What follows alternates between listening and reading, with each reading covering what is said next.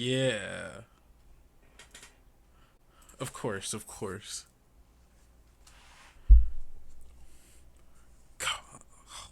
Yes, they can hear us.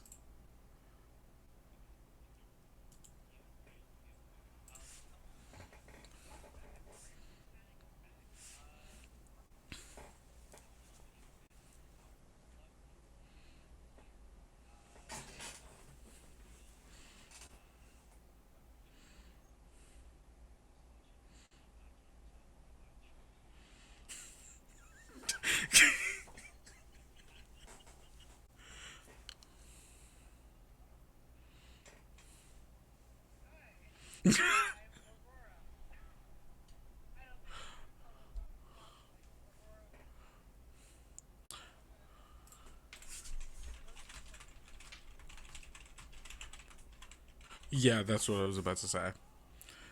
Gasp. I can hear ourselves now.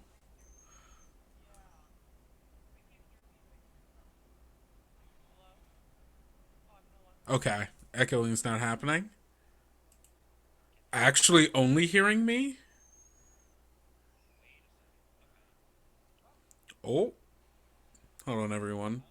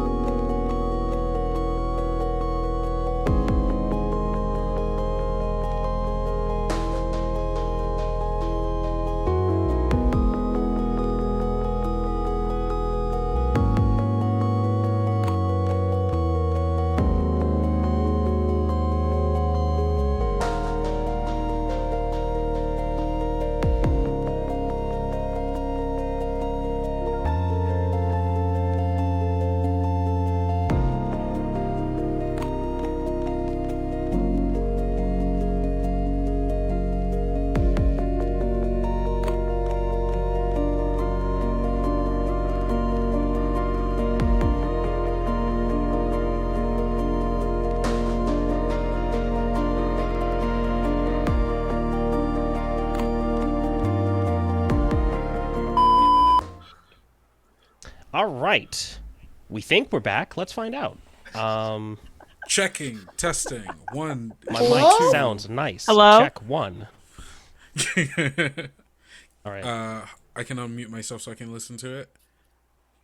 I can hear Ibrahim. My mic sounds nice. Check one. Sounds like we're Yes, okay. we're good. Yeah. All right. Sorry, it took. I had the delay. That's so valid. I am so sorry about that. Well, we resolved the issue, and we will definitely have no further issues whatsoever. One issue over here. We're a single. Nope, not going to do that vote. Um. No. Go knock on some wood. All right. So, hello everyone. Welcome back to Prayers in the Static. We are here with some lovely, lovely folks today. We have Aurora, who I'm gonna. Wait, I didn't do the rest of my spiel. I'm throwing off my game. Today we're gonna be playing the company. I'll be the managing member of the company, representing Sagittarius, and I'm gonna pass it over to Aurora for introductions, and we'll go around. Alrighty. I'm Aurora, she, they pronouns. I'll be playing Sam, who has no pronouns, and they are the engineer. Who am I passing it to? Dealer's Whoever choice. you want. I'm going to pass it to Kendo. Oh, thank you. Hi, my name is Kendrick, or Kendo, whichever you prefer. I use they, he pronouns, and today I will be playing Favorite Flock, who uses he, him pronouns. And I will be passing it down. Oh, and I am our soldier, and I'm passing it down to Theta. Hi, I'm Theta. I'm going to be playing Kore, who uses she, they pronouns, and they are the scientist of the group. I momentarily forgot. And I use they, them pronouns, and I'm Theta, if I didn't already say that, which I think I did, so. Awesome. Yeah. I am so excited for this. So to give you just a little bit of background about the company, which is the game that we'll be playing today, the company is a lovely little game made by, I believe, I'm so sorry. Oh God, who made this? Oh, I know this because I tweeted at them for the original one. Give me 1 second. I can look it up because it's not. Gotta give them their credit. Yeah, Gotta the give book. them their credit. The book for this game is amazing, I will say, because it's written almost entirely like in character. However, that means that there is no title or there's no credits. Yeah, it is. It is Logan Dean, or at L__Dean, who is the disgraced head of research for at the company RPG. Both you can find. Beautiful. Thank you. Yeah, so this is a corporate horror role-playing game, which I know all of us are very excited to get into. But just to give you all a couple of content warnings for this game before we get into the mix, please expect that in this game there will be themes. Oh, okay. Sorry, everyone. We've been having a little bit of issues with a video today as far as it having some people freeze. I am letting Ibrahim know right now that he is frozen, and he should be joining us very soon. Shortly. Shortly, super shortly.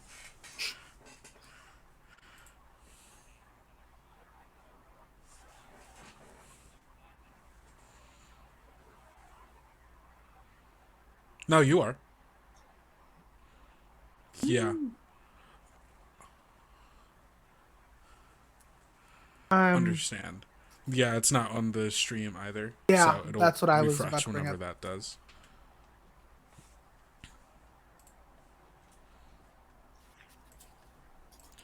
Oh, it's on my OBS for some reason. I Oh don't know why. no.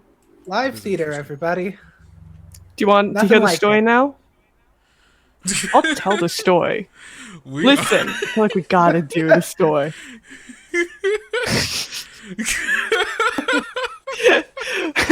And now we've lost the Ibrahim. So the story goes. The company doesn't want us to learn the Uh-uh. mission because if we learn the mission, we can do the mission. If And if Ibrahim we do drops the again, mission, they I have to will pay just start us. saying fun facts about Enceladus. No. We can also we can't see you I- on stream either. Yeah, I I can think see you. is it does it need to be refreshed? I guess the link. If Oh, you maybe. what's it called? I'm sorry, folks. I'm the curse. Yeah. You're not the I'll curse. see myself Okay. out. You're not a curse. You're not a curse. You're This is wonderful. the curse of life. Something awful has happened where it has moved me over Yeah. somehow. Yeah. Which is weird because my camera doesn't actually move. Oh, huh. That is interesting. Okay. I hate that. That sucks. But let's get back in. So I don't know where I left off in that spiel. You were describing the game a little bit. Oh, yes, I was going to give out content warnings. Yes, things that might occur in the stream, just so you are all aware, and so you are all able to determine whether or not this is going to be something that you are comfortable listening to and watching. Some of the themes will include body horror, mental health issues and mental health being discussed, horror, claustrophobia, which is a fear of tight and closed spaces, and thalassophobia, which is a fear of deep water or undersea or really just anything where there is a lot of water and it is deep. And, just so you're all aware, just so you can all be making the right choices for yourself. We just want to put that out there in front of the stream. With that being said, if and only if this is still going to work for me, I believe we can jump right in. So let us begin.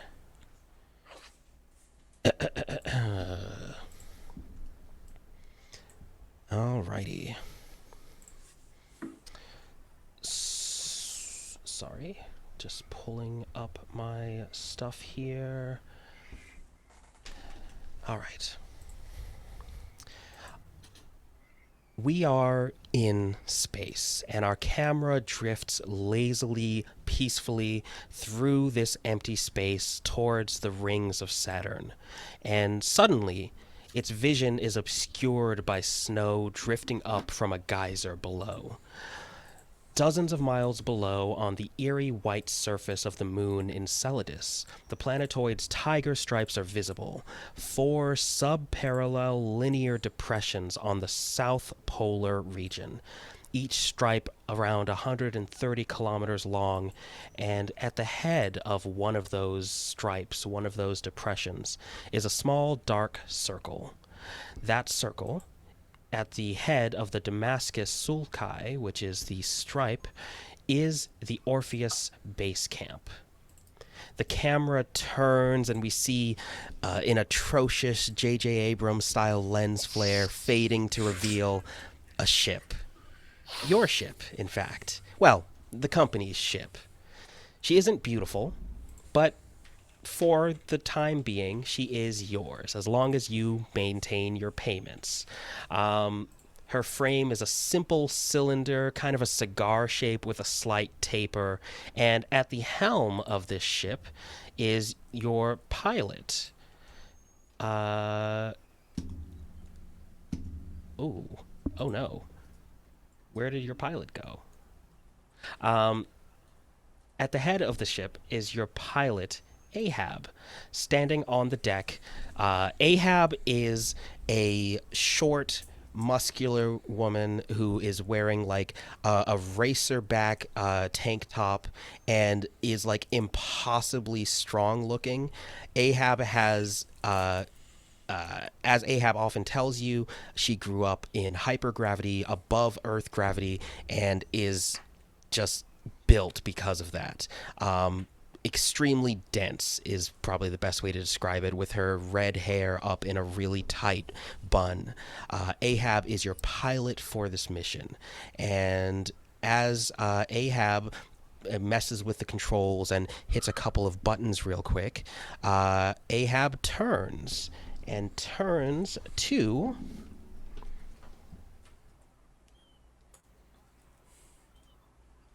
not that one. Turns to Sam. How did I know it was gonna be me?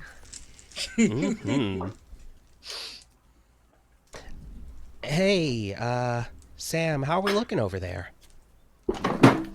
Shit as always. At least 3 things are about to fall apart. I do not have enough of anything I need to fix everything. And I'm extremely tired. But the ship will fly. We'll be fine. That's what I like to hear. I like the ship flying. So, hey, I know that we were talking about the payments on this ship. Here's the thing. I may have had to take another loan out on the ship. But I want you to know that I have a plan. And we're going to be able to pay this off. It's not going to be an issue. Listen, Sagittarius has me over a fucking barrel. I don't know what you want. I know. I'm pissed, but not in your direction. I'm pissed. Just not at you specifically right now, Ahab. I really appreciate that. Thank you so much, Sam. I fucked up. All right. So here's the thing. We might need to take on more jobs. And I know we're on a job right now, but the thing with is, what resources? Asset recovery and containment. This thing, it's okay pay. It keeps us afloat. But the real problem here is that our payments are going up to at least 15,000 Solari, which is more than we made last year. And that's going to be a month. But I got a plan. Don't you worry about it. Just focus on today's mission, and I will let you know exactly what the plan is as soon as it is ready. Yeah. I you get completely it. believe you. You see how much trust I have in you right now. Yeah, you get it. Cool. I'm gonna put this on autopilot, and I'm gonna go. But if you want to catch me in the rec later, we could play some. We'll play some cards. We'll play some Armor Fighter. You want to play some Armor Fighter later? I heard you got some pretty rare cards. When don't I want to play Armor Fighter? Beautiful. All right. I'll catch you later. We'll play Armor Fighter. And Ahab stalks out of the... Ahab just kind of slinks out of the cockpit, and you are left alone for a moment to consider the fact that you owe more monthly than you made last year. And our camera moves away from that sad scene over to Favorite. Favorite, where are you on the ship? I'm probably in the armory.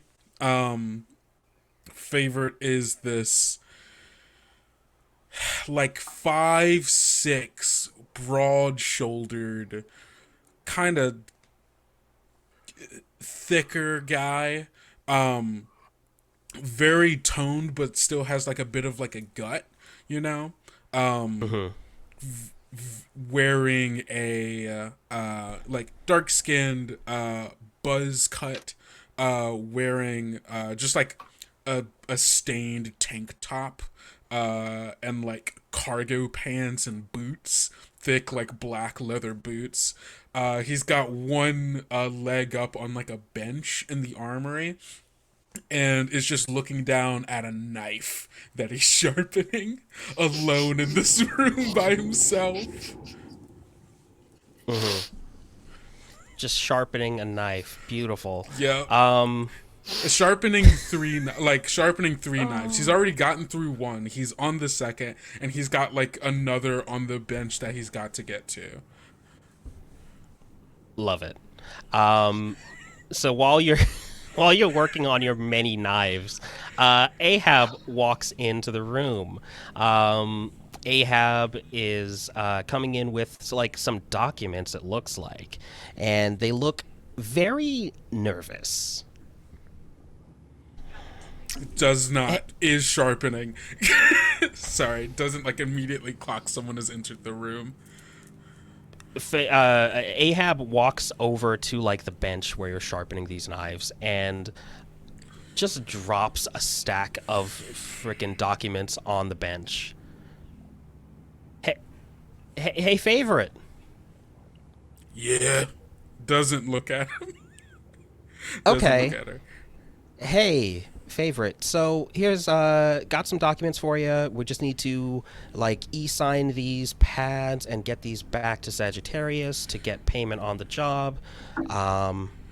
If you want to like sign this now, just make sure that everything's good for you.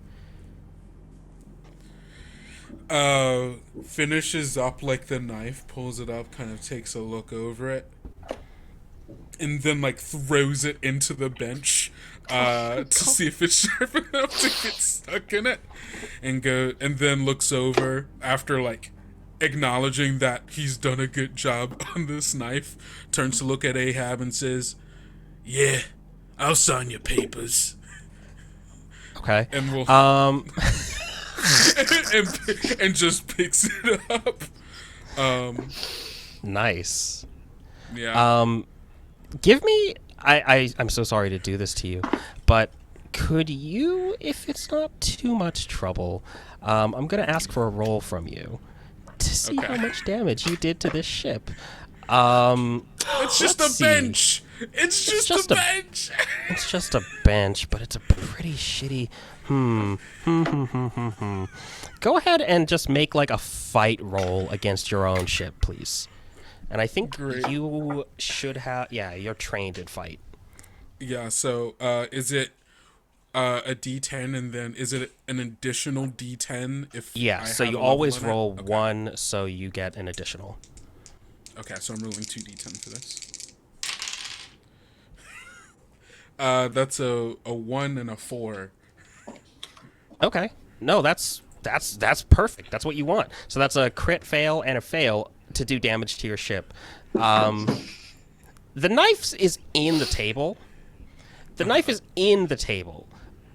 And you realize that this table is actually wired up to parts of the armory and has like a weight sensor in it that you have completely severed.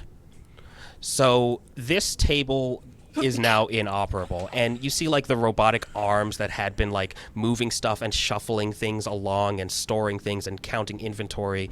You see they all just kind of like they freak out for a second and then retract into the wall, and you just hear like a little beep, beep, beep, beep, beep. Okay, that's fucked up. That's broken. The knife works. Okay, here's the bad news that I was saving. We owe more money. Oh, I need to refresh again. Oh, that's annoying. That's extremely annoying, actually. You're I'm going frozen. Yeah. Live theater, everybody. Yeah. Nothing like it. So, was it a good I guess it wasn't a good idea for me to throw a knife into the. no, No. I don't To think the so. ship. Don't throw a knife. Sam is gonna kill into you. Enclosed spaces is my general suggestion. This is Sam's problem to fix. Yeah. No, Yeah, that's, that is Sam's problem to fix. I can. I should probably just stay out of your way, I guess. I was gonna offer to help, but I don't know if I could. So, yeah. So, a fun fact that nobody might have thought of is that the composition from water doesn't really change from planet to planet. So, water on Enceladus is similar to water on Earth. Yes, you're back for us. for us. Not quite on the stream. The stream. Okay, refresh browser when scene becomes active. Shut down for not visible. Nope, Yeah, don't need that. You're back. Okay, so sorry about that. Well, I'm gonna try to fix this on the break later. But all right. So you fucked up the table. just kind of looks down at the knife and then over to the arms that are have retracted back. Okay. I'm sorry. I'm sorry. That's on me. That's on me. Hey, it's okay. The ship's a piece of shit anyways. I get it. I'll add it to. Here's what I'll do. I'll add it to Sam's docket, but I won't tell Sam that Would be great. you did it. Yeah, That would be We'll great. keep that I between appreciate us. that. Yeah. We'll kind of dap up. Yeah, just fully. Ahab, just like, thank you. Yeah, yeah. I'll just go ahead and add appreciate that to the that. docket. No. It's no problem. I really fucked up on that one. Was it cool when I did it? It was really cool. It was actually really Okay, cool. cool. That's like for what- a okay, second, good, like good. I was That's like, all I- oh shit, this is some Crocodile Dundee Neo X shit. This was awesome. That was awesome. Thank God. Okay, cool. But yeah, like we're gonna be like boots on the ground in like 8 hours. So like just a meeting in 2. Yeah. Yeah. No. Cool. Just a quick meeting. We're gonna go over the briefing video, and then we'll we'll have some downtime before we land. Okay. Awesome. Well, And Ahab heads out. How are you feeling before Ahab leaves?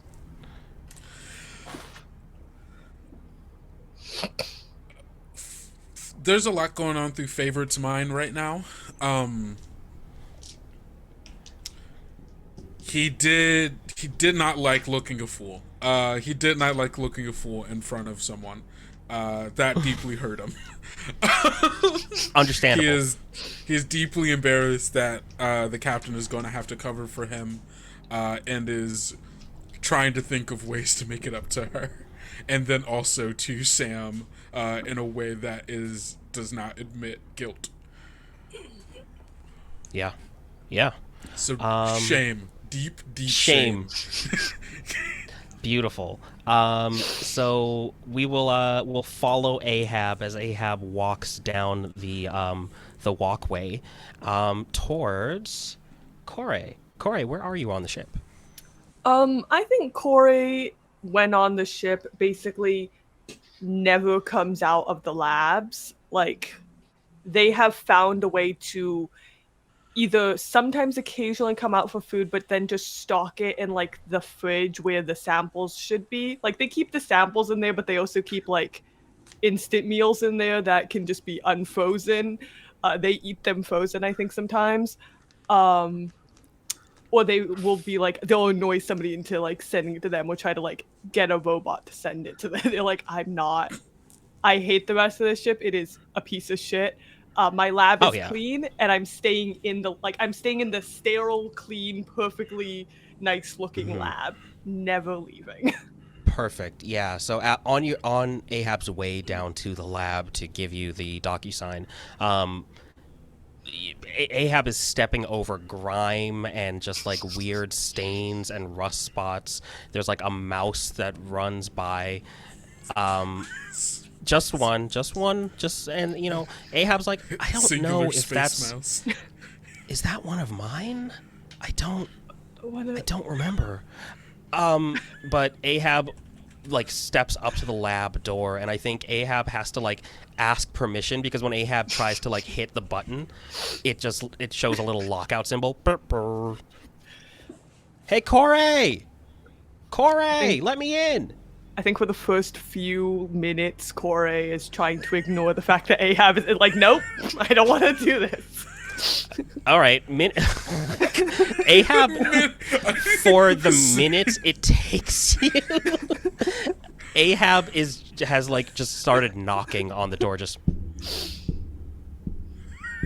I think, Corey finally comes up, and I think she opens the door, looks up and down Ahab, and then just turns back to go back to work. Just kind of like... The docket. Take the docket. Oh no, you're frozen again. No! Oh, this is upsetting. So another fun fact is that Enceladus is the size of Arizona, and it is really reflective. It's actually one of the whitest moons. That's such a weird word to get to say. The whitest moon. Yeah, it has the whitest, most reflective surface in the solar system, but it's about as white as Arizona. Enceladus is so it's actually quite small. It's also not perfectly spherical because moons and orbital bodies, such as smaller moons, they find it harder to be perfectly spherical. I mean, planets are Spherical, perfectly yeah. spherical, but like even Enceladus even more so because it's so small, so the gravitational forces cannot kind of corral it into a circle. Interesting. Yeah, Huh. what's going to happen? I'm just going to tell you this. I'm so sorry. Every time Science Ibrahim facts. drops, I'm going to give you a new fact about Enceladus. I like these Honest- facts. I do kind of like these facts. Welcome back. Welcome back.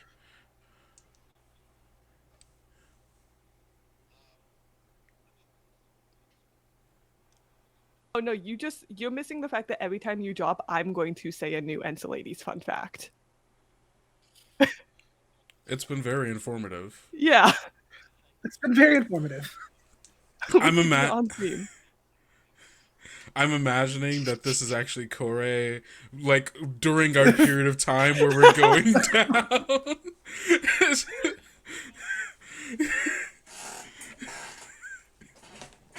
I have That's Corey actually really muted. good. I get the thing. You get them anyways. You're like you have Yep.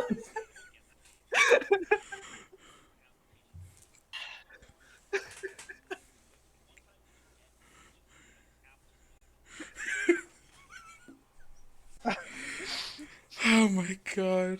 It's very good. one time it's a food app and you're like, I thought I deleted this. I'm not on Earth anymore. Very good. Yes, you need to refresh your browser link. I don't know why yours is doing that. Yeah. Yeah, no, because I also have my OBS up and your link is working, so I think it might be a specific setting, but we can figure that out during the break. Yeah, for sure. What that is. We only get a couple minutes at a time. Let's make the best of them. Yeah. Okay.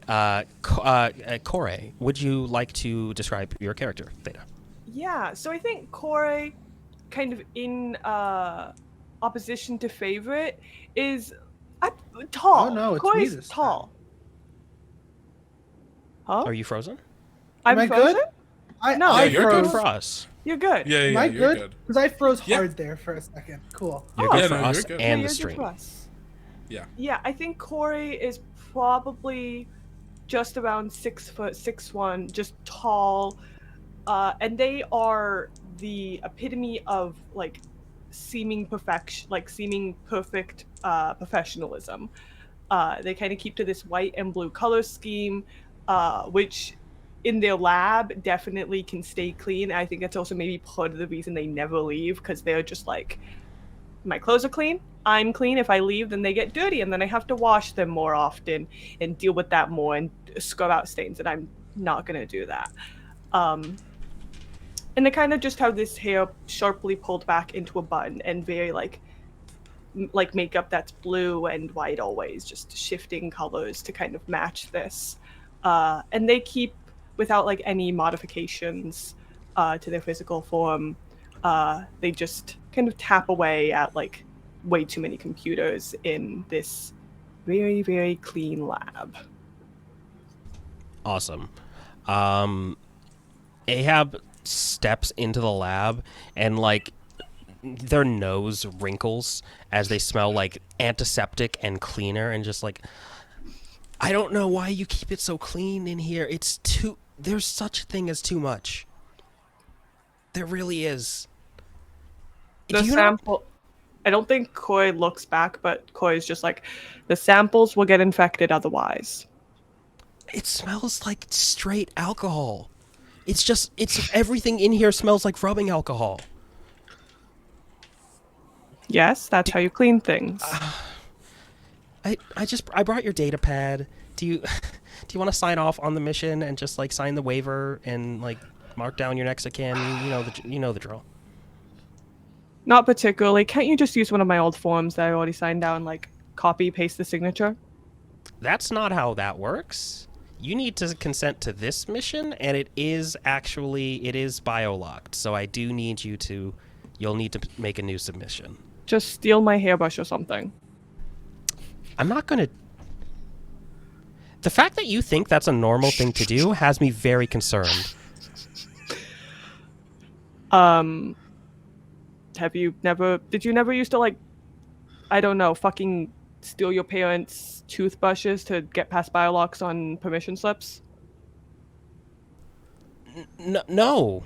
No, I didn't. You never did forgot you? to, like, give... Yes, I thought everybody did. Like, you forget to give your parents permission slips, so you just keep a little bit of their DNA on sample.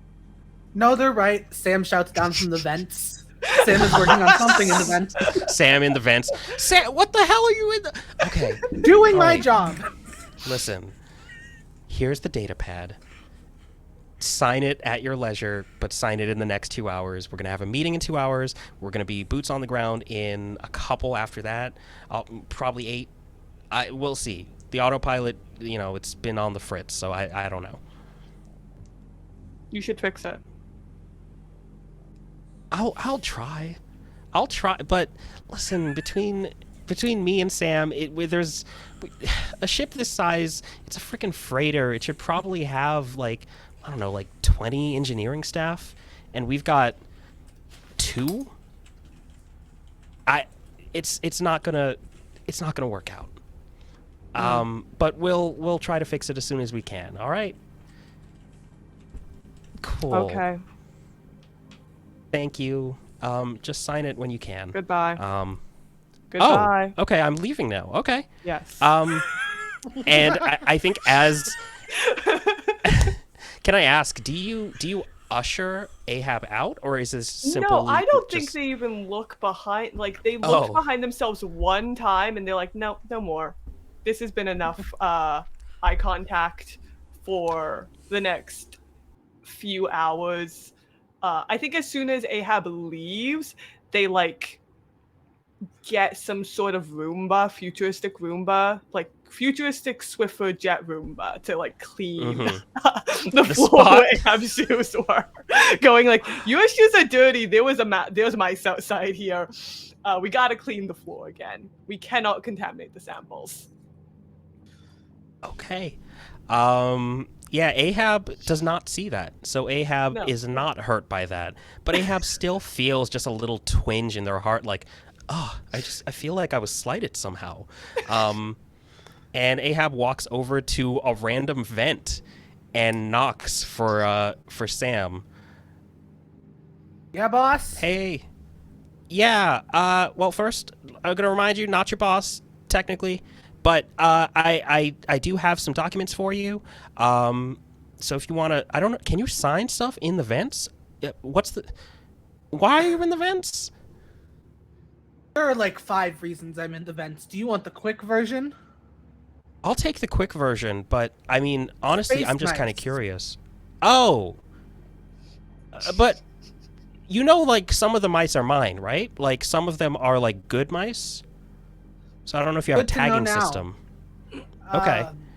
We might have to have a talk later. If they have a collar, just like they're probably one of mine. Okay. Okay, we'll talk later. Yeah. But I Okay. can sign things from the vents, sure. Yeah. You see a tiny hole burrow through the metal of the vents, and then an arm just stick through. Yeah. So tell me a little bit about the arm and the person who's attached to it as Ahab gives you these documents to sign. So, I'll be so real. Sam is just what I look like currently. About 6'2", built like a shit brick house. Very intentionally androgynously dressed, wearing an old cartoon cap, beat up leather jacket, always has this pair of beat up work gloves on them. And yeah, just my face. Imagine my face. It's me. Mm-hmm. With more piercings, Awesome. actually. Nose piercing. With more piercings. Doubles on both of the ears. A lip piercing. and just an inordinate amount of tattoos, though you can't see most of them past, because they do follow regulation and they don't go past their wrists. They make sure they're covered when they're working. Awesome. Okay. Yeah. So Ahab gives you the documents and is like, actually, okay. In addition to the documents you need to sign for the mission, there is one more thing. There's a couple of repairs that are going to be added to your docket for after this mission. Don't worry about it. Just some stuff got knocked loose when we were coming out of when we were, slowing down on the approach. Does knock loose mean future broke it again? I didn't say that. You didn't say anything. You said nothing. You said nothing. I heard nothing. I don't think Favorite broke anything, actually. I think that some stuff came loose while we were flying, and that's what I think happened. Yeah, okay. Yeah, I heard nothing from you. That's what I need to know. Thank you.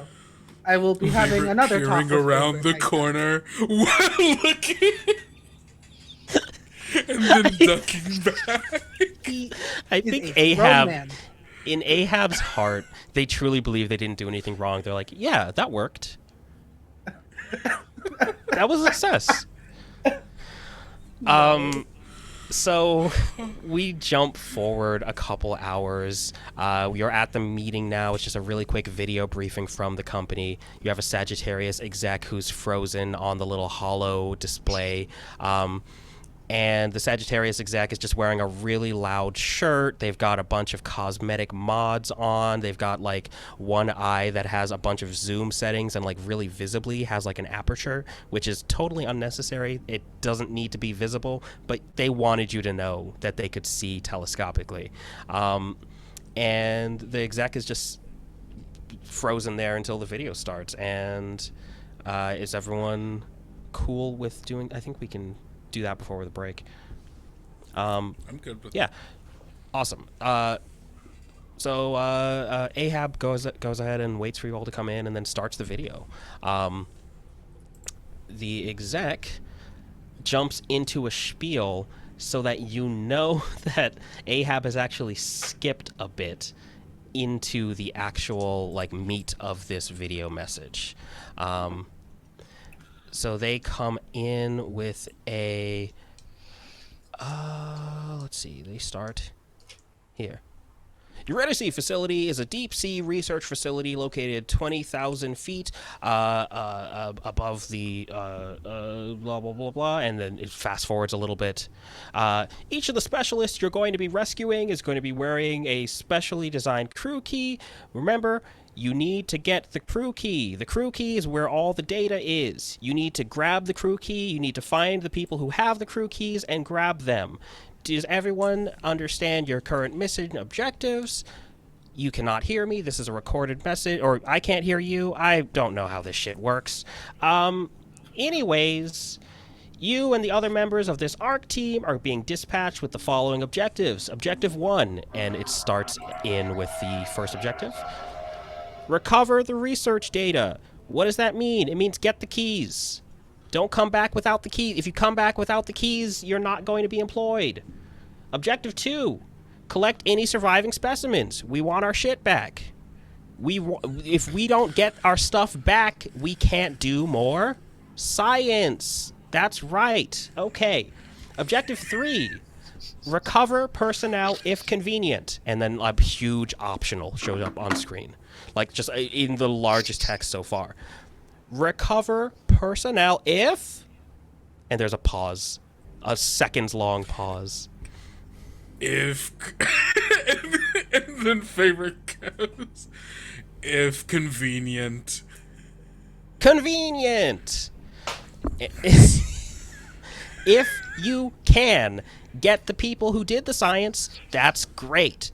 If you have to choose between the people who did the science and the people who, or you have to choose between getting the people who did the science and actually getting their little key card that has all their data on it, you know what to choose.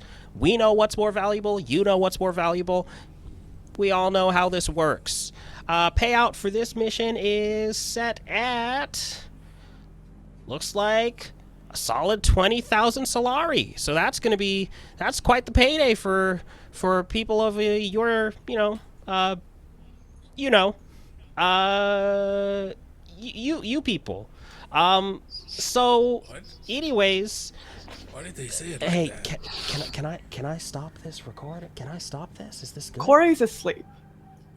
Okay, I'm gonna say I think we got it. I don't think we need to retake that. I think we got it. All right. I think we And got then it. Do ends. they not know how to use a video camera? Or edit? For The corporate. video is over. There were no additional details. And it's like Ahab comes in with the documents. I had to pull these documents myself. There was nothing else. They just sent this, and actually they sent it in a format that doesn't make. Hey, Corey, are you with us? Hey, Oh, Corey. Corey, we can tell that you're ignoring us, Corey. Okay, I'm gonna just Corey, continue. I'll just Should put I grease in wake your them? lap. I will just put grease in your lap. You know Oh, I they're will. I've full- done it before. No, Corey was, I think, asleep until you say that. It's just like I was getting Good Oh. morning. Welcome Good back. morning. So Macy's meeting naps. I thought we had a deal. Can't even blame you for that that's one. fine, I guess. Anyways, Eurydice is a research facility. It's at the bottom of the ocean of the Saturnian moon in Enceladus. You all know this, I think, but I mean, I assume you read your data pads before you signed them, right? Okay. You want me to lie to you? I can tell you a beautiful lie. A wonderful lie. I read them. Beautiful. Okay. That's great. Is there something specific we need to know? I just usually ask you. Just and it start works. skimming through the thing. Okay, so all the specialists have their crew keys. We covered that. The digital research backup. We covered that. Research is highly classified. You're not supposed to read it. It should be encrypted anyway, so that really shouldn't be an issue. They do have a list of the research staff. We've got a Dr. Yang, the facility need it. administrator. Oh, we don't need that? We don't need to know the I- people that you might rescue? Or... I would like to know We're the gonna people we rescue might people? rescue. We I never mean, it rescue is the people. optional. We, Our track We record never is really I bad know. with that. I would like to We We hit our should. objectives, though. It'd If be it's cool. convenient. If it's convenient. That's what they Do said. we get a pay So- bonus? It should be more than convenient, but I don't have time for that argument Flips. again. Flips through the papers looking for any text about a bonus. There's a bonus if we capture a specimen. So no, there's no So- bonus if we save the people. Wait, what specimen? What? Hey, It yeah, does I not don't. say. There's a big Oh. black box that was a waste of ink. It just... Yeah, that's classified. We don't get to Hate know that. that. Don't worry, we can hack the files when we get there. Okay, What? don't do that. If we get caught, they will not pay us. So don't We won't get caught. don't take too many. We won't get Okay. caught.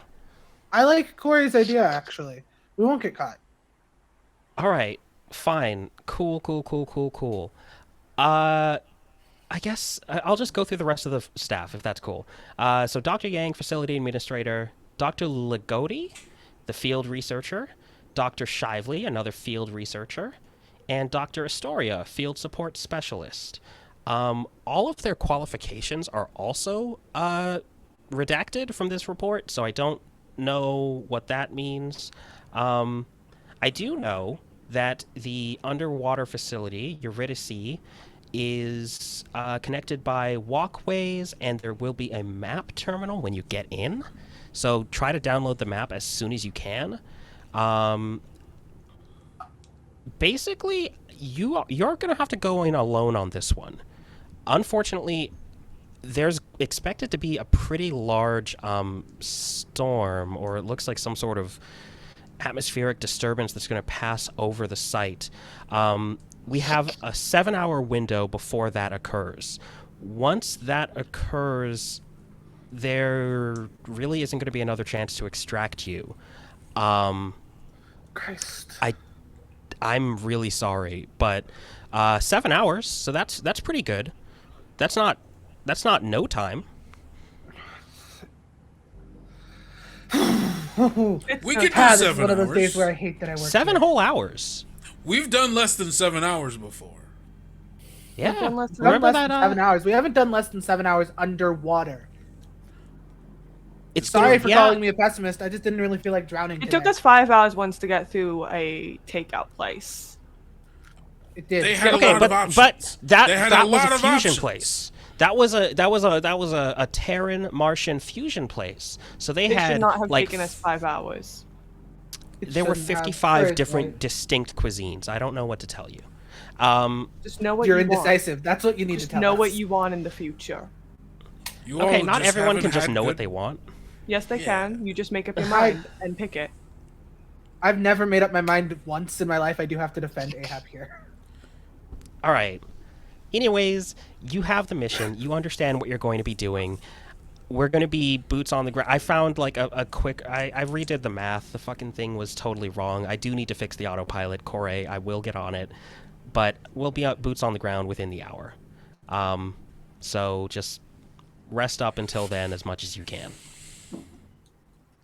All right, and then favorite has like two like calf holsters, takes out two knives, and then throws toward like tosses, not like throws those, but like tosses them in the direction of Corey and Sam. What is this for? Oh, combat knife. Can't use guns. No guns. No guns? Underwater facilities are Right. probably pressurized. Don't want to blow the You're sucker right. up. Good don't point. need it. Should have covered that in the briefing. But the rest of you don't have guns, so that shouldn't be an issue. Don't Yet. blow the seal. Don't do that. Make sure all your doors are accident. fully sealed before you depressurize anything. Make sure that you close all your doors and double check every single time. You're going to be under a couple hundred atmospheres of pressure. I It's can do the not math. going to be a fun time. No. Hey. Important question. Yeah? How bad does it have to get before I can blow the place down? I ask this every single time. But there's a reason I ask it every single time. I mean, nothing here says to preserve the infrastructure. So if you can get those key cards, even if you can't get a specimen, I say blow the place to shit as soon as you get the primary objective. I'm being given permission to blow the place to shit. I want that stated for the fucking record.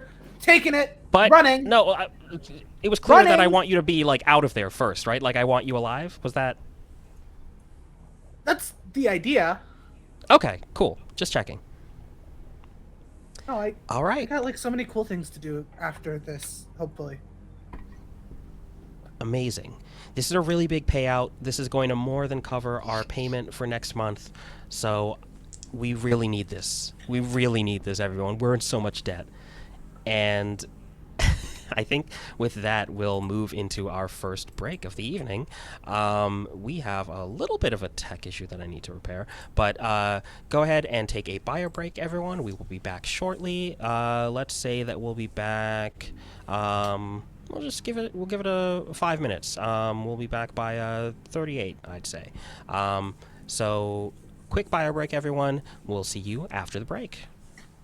And.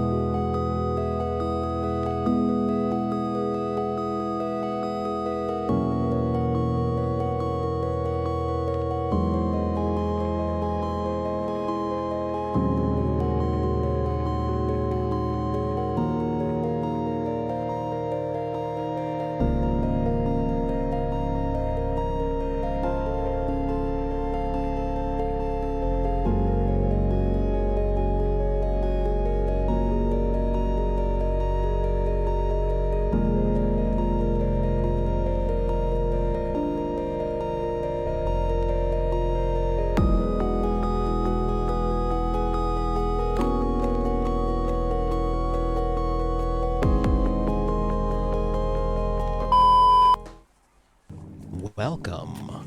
Welcome, welcome, welcome. We return. What's up? So I hope you got some water. I hope you got some snacks. I didn't see what that was, but I'm sure it was very funny and very cool. Sure. No, Yeah. they were Okay. goofing around. Hey, you know what? Goofs are funny. That one also might be a slur. I need to look up. I hope not. I don't you're good. think so, but I didn't think the other. Okay. Anyways, you all are. We'll skip forward a little bit. You are all coming down through the facility. You are arriving at the diving bell at this point, and Ahab is on comms, remaining with the ship. Ahab is going to be launching, and she's explaining it to you all. All right, so like I said, 7-hour window for pickup. 7-hour window for pickup. I am going to be in the air the entire time. I'm only allowed to dock here for, it looks like 30 minutes at a time.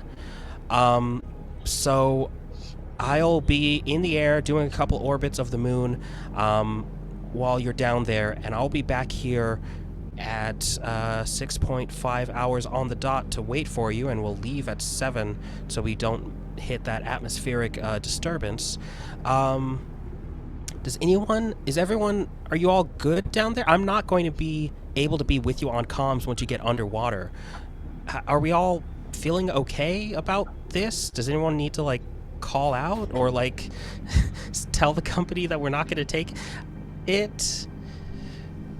You sound We're worried, already here. Ahab. This shit is weird, y'all. This shit is weird. Why would they This- put... There's a docking more than station normal here weird. that's not manned, and there's a docking timer? That's not normal.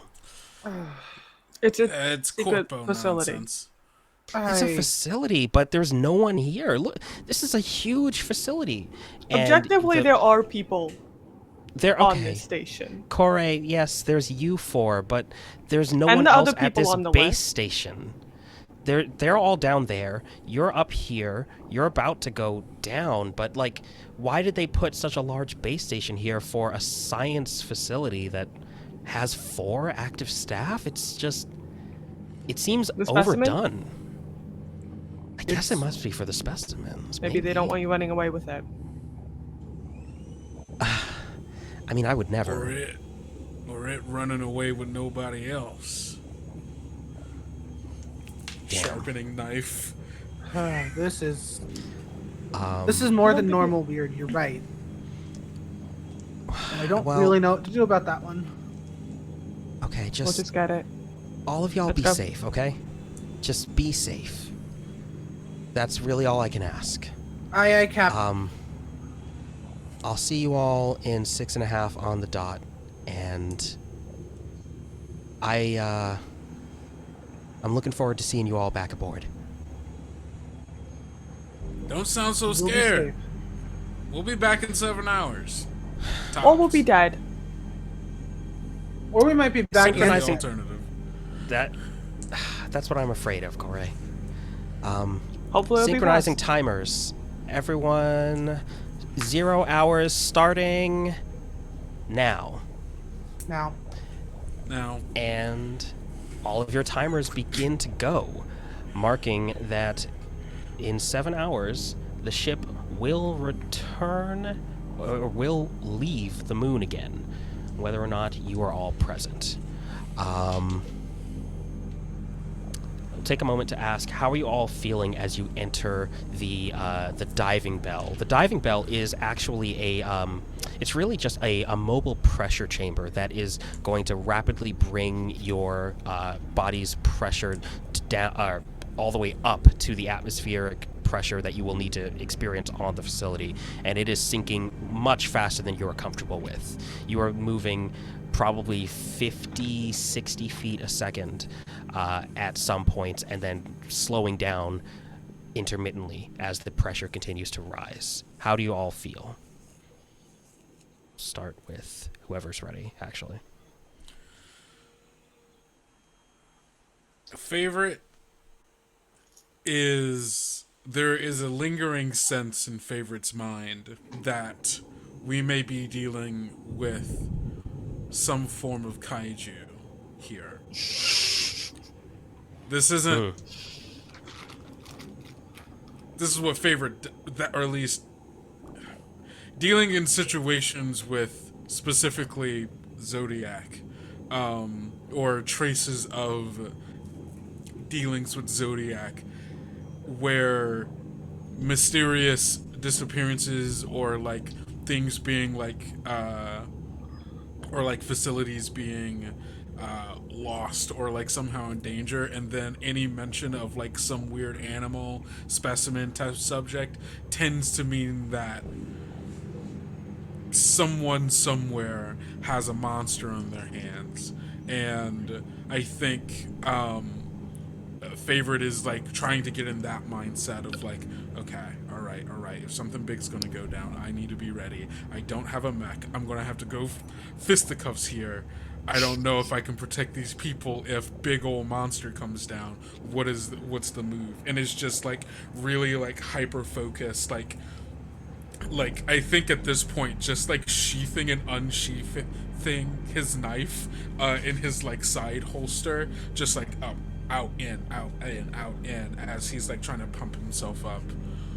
Well, that's comforting behavior from a childhood hero of mine. I look directly at you, Favorite. Does Favorite know that you... No, this is the first time I'm Okay, saying anything like that. Yeah, no, that's fair, that's true. Awesome. Wait, did Lo- you, love did to you hear it. No, actually say that? I said that to you. Yes. I think that like throws him off rhythm for a sec, where like he was like, it was a very like clear like rhythm in which he was doing that, and then like kind of like his hand slips on the pull out for the next one, and you see him go focus, and then like doing it again, almost as if like kind of letting it roll off his back a bit. Well, yeah, cool. Thank you for that reassurance, sir. I expect nothing from you, Corey. Respectfully. Very respectfully. I don't expect any sort of, this is in fact not freaky from you. Because, yeah, no, this one's deeply weird. Yeah. All the Have projects I are weird. ever told you all I'm a nervous talker? No, I don't say that much on the ship outside of the occasional bitch. But, yeah, this is bad, actually. I kind of hate this. I am so glad I brought my cards with me, and I pull out my deck of mech fighting cards and just kind of start panically shuffling them. Oh, favorite. Here. And we'll like kind of stop, turn, slowly take the card and look at If it. anything goes wrong, I feel like you should have the card that is you. He looks at it.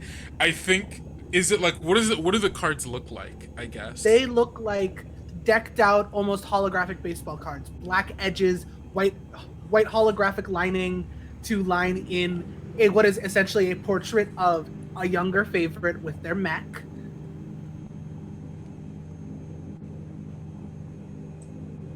Yeah. I think like giving this to me like as like while he's in the mindset that he is right now, just kind of you see him go, and we'll like tuck it into he's now like over his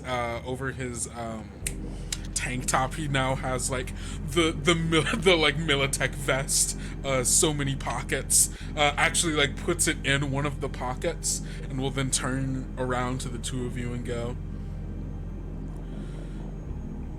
if anything goes bad, stay close, stay quiet, keep your head up. Close, quiet, keep your head on. I do all of this. If anything goes bad, dispose of my body quickly. Okay. And on that note, you all feel the timers, the timepieces on your wrists vibrate slightly, and you hear the sounds of your pressure, the sounds of your vessel docking with the station. And your timepieces all show 1 pip complete. The first hour has elapsed with you pressurizing to get down to the facility. Oh, Christ. great, wonderful. All right. So, the diving bell then indicates to you, a digital indicator comes on that just reads pressure equalized. And there's a little open button next to it. Corey will just go tap it without hesitation. Awesome. Okay. So Corey, the pressure vessel's door opens with only the slightest hiss. The pressure was correctly equalized, and you all are faced with a doorway. Now, the door that you are looking through connects just to a very short hallway, which is sitting on the pod bay.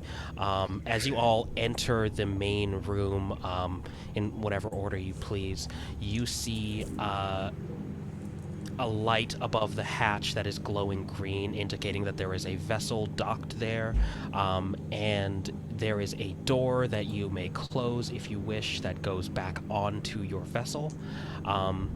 And as you look around, you see 2 corridor access hatches, and I will reveal the map here for the stream. think- Is Are we all there? good? Yeah, I was gonna say, is there a way to close the door and sort of lock it behind us? Yeah, there's a lock on this door. There is an electronic lock on this door, and you can set an arbitrary password.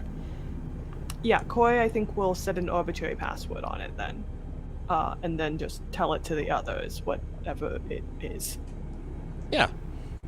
Is it just Beautiful. like a random string of like numbers and letters? I think. Let's see. I think it's oh god, what's the number again? I'm trying to remember how it goes.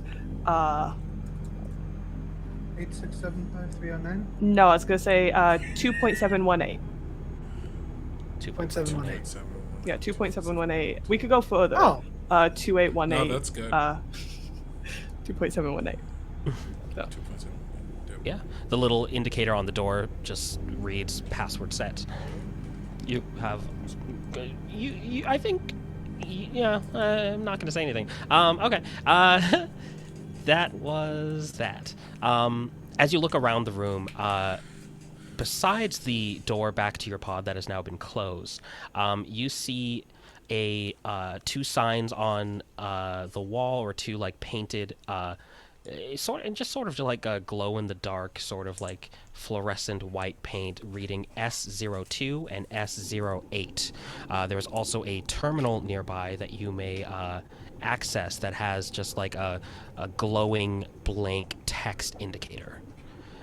You all are a little bit surprised to find that this facility looks kind of low tech compared to what you would expect. Everything here seems very chunky.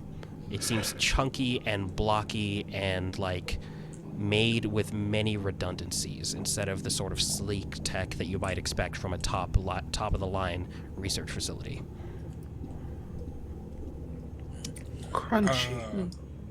Can I head on over to the terminal, because Ahab mentioned we could get a map there, so best do that. Yeah. So we figure out what SO8 and SO2 are. Yeah. So the terminal. Actually, go ahead and give me a research. Research? Dang. All right. And if you that's don't have just- anything to research, then you will just roll 1. All right, here we go. Come on, baby. That's a 3. You cannot figure out this terminal for the life of you. There is no sort of access pad. There's nothing for you to plug like your implant into. There's just like a flat panel in front of it, and there's a couple of like there's like a 1 inside a square that kind of looks like it does something. There's an A inside a square, and there's like a down-facing arrow with a line under it inside a square, but the rest of this panel is blank, and you can't figure out heads or tails what to do with it. Favorite is just they're like kind of tapping at the screen, like waiting. Out of the way. I was gonna I'm say, gonna I think. Oh, I was gonna try because I can roll quite lit. I mean, Also, I'll let I think both of you go for it. Ibrahim, Oh. you're frozen. Oh wait, no, Oh, no. You're good now. No, you're good. fine. You're good. You're Okay. good. You're good. All right, I trust you. I will let both of you roll for it. Cool. Alrighty, so we're rolling a. So let's say that you can roll. Sam can roll. You can roll engineer on this. I'd say that's Okay. applicable. And actually, in fact, if you just want to tell me what you're trying to use for whatever you're trying to do, that would be great. I'm gonna Okay. research. Research. I'm gonna Yeah. use engineer and search. Okay. Oh, we rolled 2 things. You can roll we multiple together? things. I mean, like Oh. time allowing, you can always try multiple things. Yeah, I was gonna say 7. 7. I That got is... 7, 2, and 1. Okay. I'd say a 7 would do it. Well, what did you roll? Was that... Did you roll research? Okay. So we'll resolve that once we know what Sam rolled. I got a 10 on engineer. Okay. So, Corey, you immediately find that this is not a touchscreen device, and in fact, Favorite has been interacting with the wrong part of the device, and you can clearly just see like, oh, this flat panel beneath is like a digital keyboard that's just not on. And Sam, you see exactly the same thing, and I think you probably like get in the way, as I think you said, out of the way. You like hip check Favorite out of the way, and you know exactly what this is. Yep. Perfect. You know, I do still have some old low tech in me. Beautiful. Yeah, with nothing but a few keystrokes, you were able to download a copy of the facility map, and you are in. So all of you have this facility map. You all know the names of the rooms, which are visible on the map on the stream as well. You are currently in Sector 1, the pod bay. If you look to your northeast, I guess I could just say to your left, but no, to the northeast of you is a door to Sector 2. Sector 2 is the power server control room, and a door to Sector 8, which is storage. There are also 4 deep-sea exosuits that are still in their cages against the wall in the room, and as well as a red medical kit, just like an emergency medical kit, plus like a defibrillator. Do we want to grab the kit? We should take it. Okay. Should we take the suits? I think we should take the suits. Safe than sorry. Better safe You're than all sorry. still in like your space pressure suits, which are not deep-sea exosuits, so... All right, yeah, just in case. We'll grab them. Awesome. So it takes you... Well, actually, let's see. Who here would like to... It's going to take you a little while to get these suits on. None of you are trained divers. So the question becomes, are you going to try to like look something up? Are you going to try to do something about it? Are you going to all just put these on in this room? Or are you just going to take them with you? I think we should probably just take them with us for right now until we know that we're actually going to need them, because they're only really useful if we leave the facility. And Or if the unless facility floods. Yes, well, I mean, fair, true. But I don't think we have evidence that it's happening right this second. But I mean, yeah, it's it's up to us.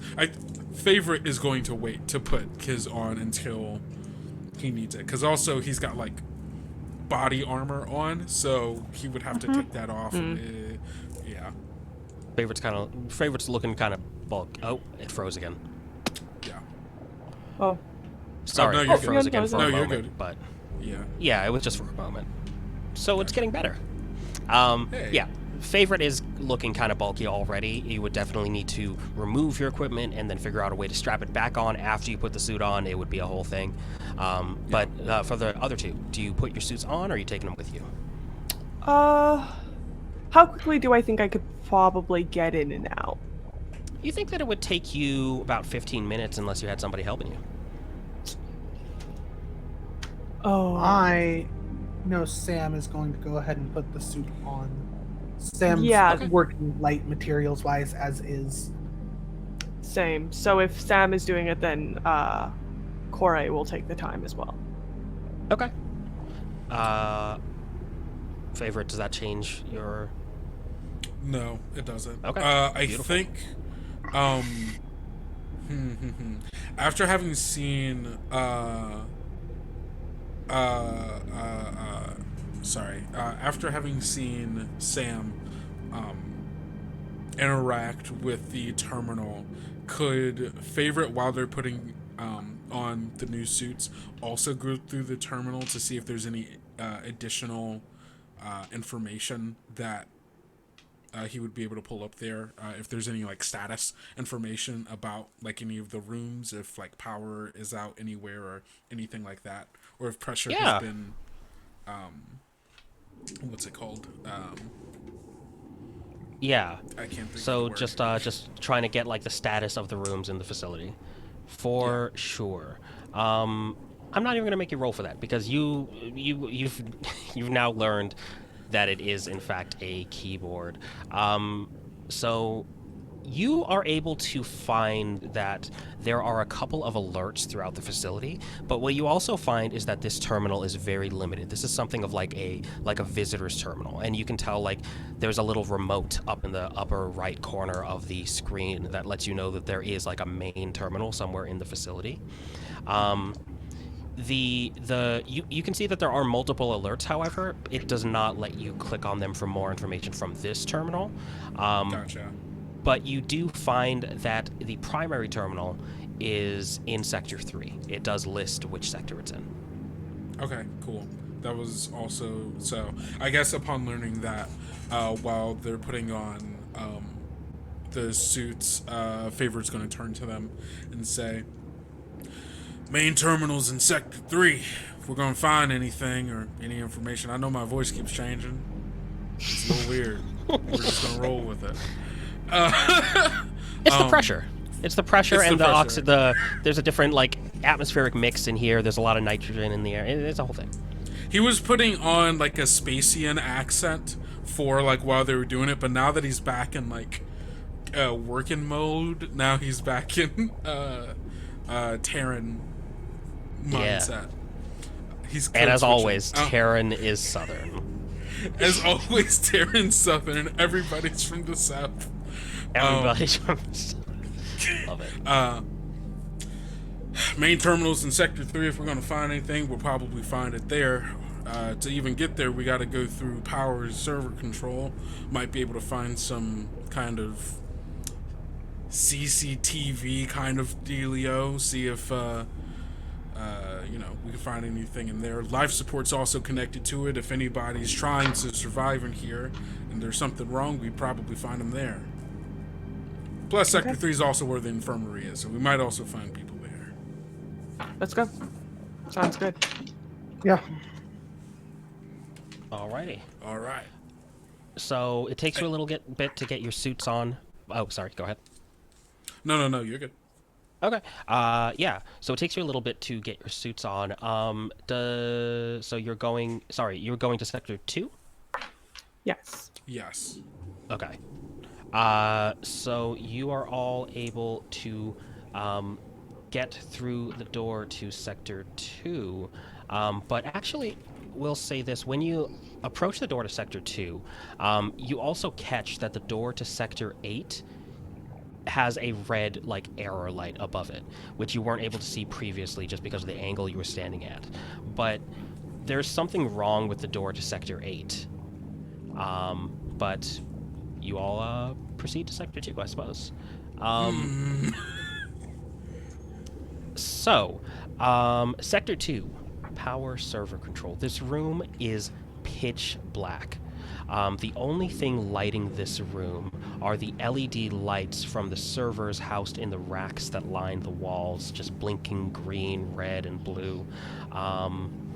And you hear something.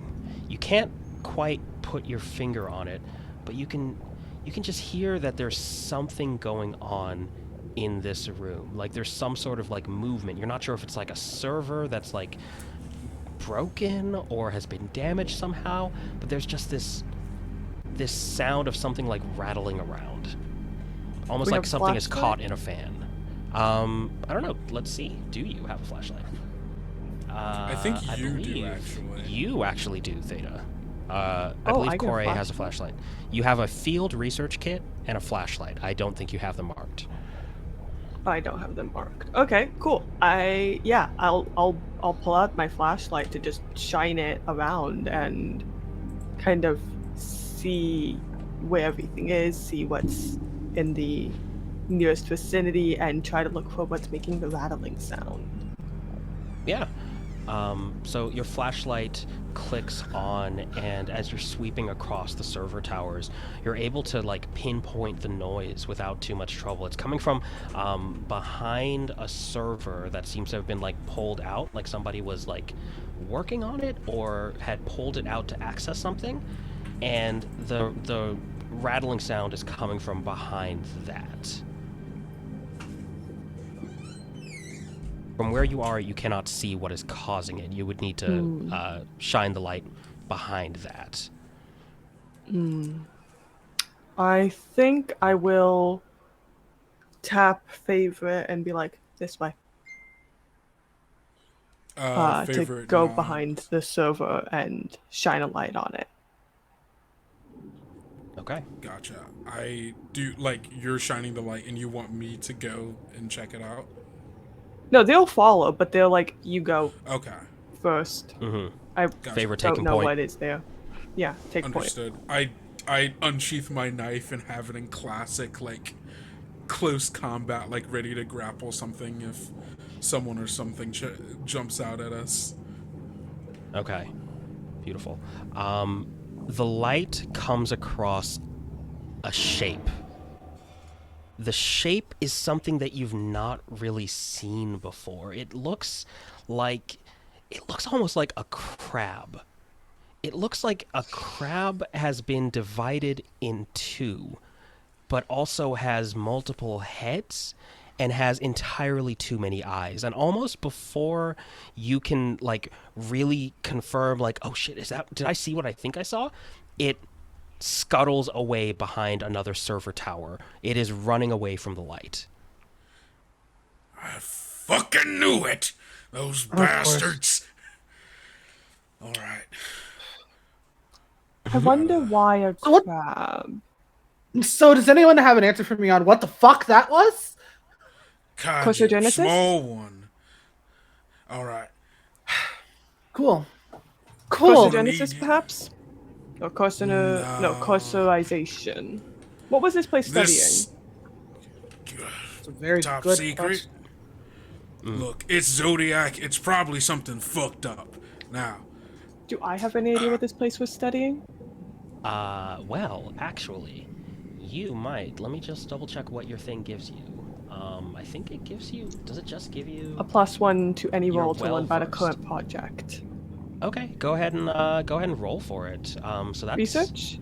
That's going to be research, and it's going to be 3, I think, because Yeah. you already have a natural +2. Yeah. That is a 10, a 3, and a 1. Okay, so just 1 success. One success. You are going to take stress. So go ahead and mark 1 stress. You realize that you have no idea what that was, and you saw it pretty clearly in the light. But also, in addition to not knowing what it was specifically, you don't know how an organism like that, the body plan that you saw did not make sense. The body plan that you saw did not seem like something that anyone would create for any specific reason. And I think just not knowing what it's for and what it is stresses you out a little. You're kind of used to knowing things. Well, like, was somebody just fucking on with carcinization for the sake of it? Perhaps. Yeah. So the skittering has stopped in the room, I will say. After it went behind whatever server tower it went behind, it seems to be deliberately hiding its presence and trying to stay still. All right, I got a plan. Oh. Plug it back in. Well, no, we gotta get the thing. We gotta get the thing. Plug the server tower. Wait. Plug the server tower back in. It doesn't like light. Plug it back in. Makes Okay, the whole we gotta room light. Yeah, well, I mean, we gotta get ready to catch it in case it tries to run off before we do that, or else it will just get away again. You get So ready to Sam, catch it. Well, that's what You that get was ready to gonna catch be it, the. you catch it. I'll plug the server back in.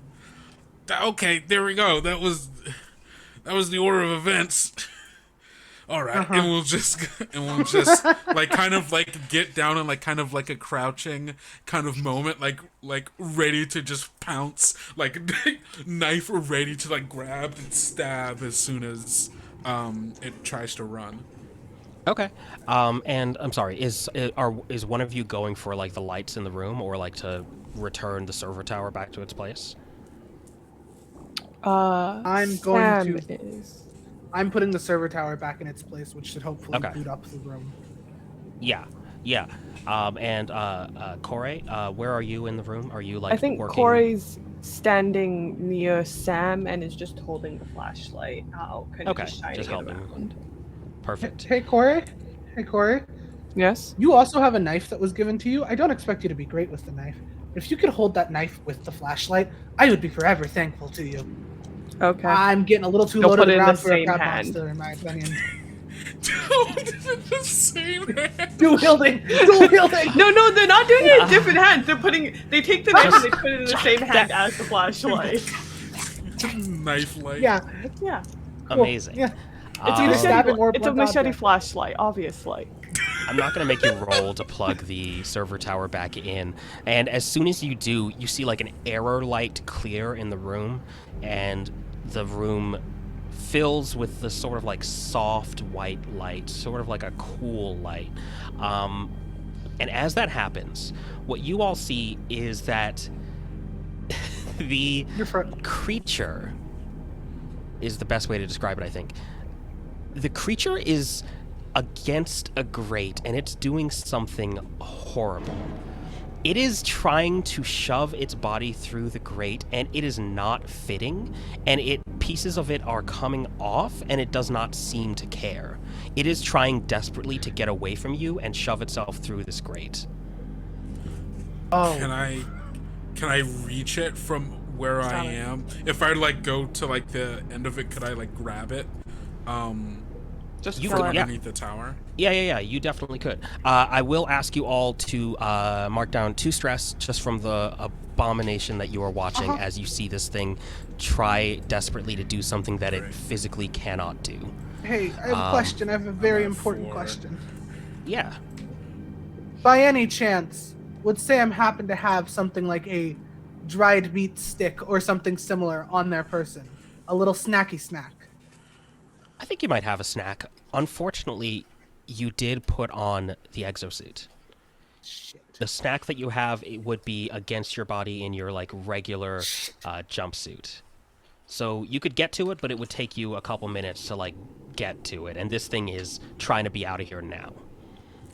I can just grab it. I'm just gonna grab it, pull it close, stab. That's the.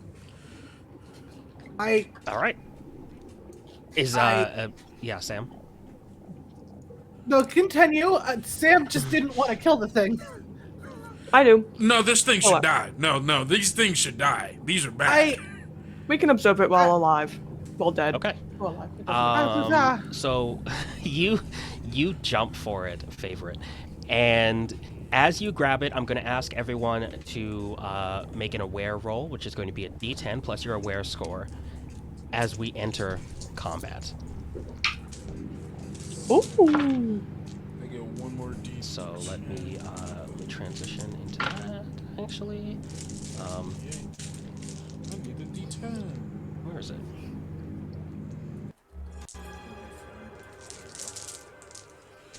All right. Come on, baby. Enceladus 8, may 7, have 2. underwater volcanoes. Oh, Oh. wait, did I freeze again? No, you didn't. I just Oh, thought okay, we that was knew just you. that was a free fun fact. I appreciate That's a that. free Thank Free you. fun. Ooh. Free fun fact. Ooh. Ooh. Well, Enceladus. So I got sorry, a let me 8, get a your 7, scores and a again. 2. An 8, a 7, and a 2. Wait, how much So do you I have don't to know if- aware? I have 2 to aware. Okay, so for aware, you only have to roll 1d, or no, you do roll a number of d10 equals your aware score. Okay, so 8, 7, and 2. So that's the 8 is the highest so far. A 9 and a 7. Okay, the 9, A 7 and a 6. 7, and a 6. So we've got Corey, and then favorite, and then Sam. And then Sam. Excuse me. And let's roll this abomination. The abomination rolled a 3. Okay. So we are going to go to. Oh, it's my first time running combat in this. Oh my god. Oh my god. On their turn, an employee may do 2 of 3 things: perform an action, a move, or an attack. Only one of each may be performed per turn, and complex actions may take multiple rounds. So, let me ask you this. First up is Corey. What are you going for? I think Koi is backing the fuck away. Backing away. Yeah. And I think they're going to try and figure out if there is a weakness on the creature to kind of shout over at favorite, like, go for this or go for that or whatever. Or just get information. Like, does that make sense? Because they're not makes a sense. good fighter. That makes sense. So I think that moving away from the creature is going to be your move action. So your Yeah. remaining action is sort of just to try and like examine this, to look for weaknesses. Yeah. So I would, I think that would probably be a research roll. Do you think it would be something else?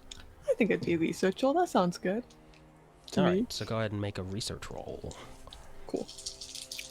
I'll tell you the difficulty for this one is going to be 2 because you do not know what the hell this thing is.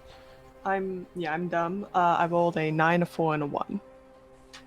9, a 4, and a 1. So that's 1 success. So I will take this opportunity to remind you. You Yeah. can sacrifice and spend against yourself to get another success here.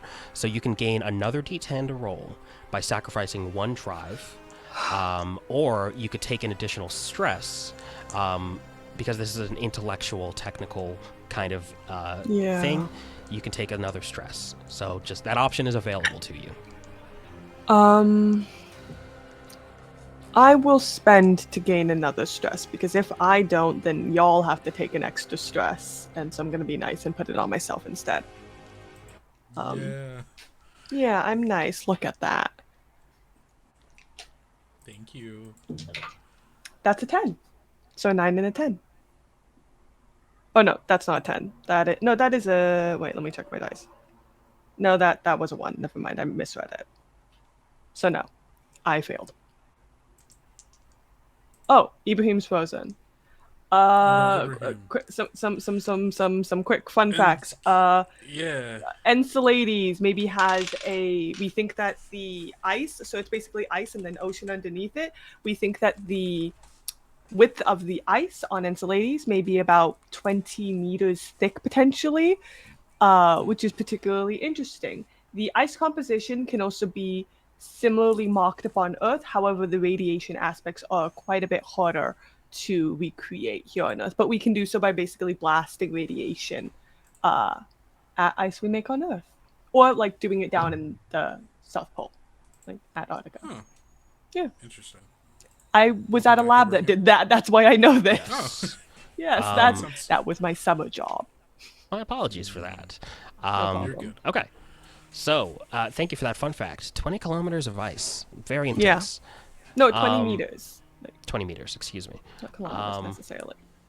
It's thick. Okay. So here is the next bit that happens in this combat. Was that so? You confirmed that was a failure, right? That was a fail. So y'all have to take so sorry to a stress. Okay. Five So stress.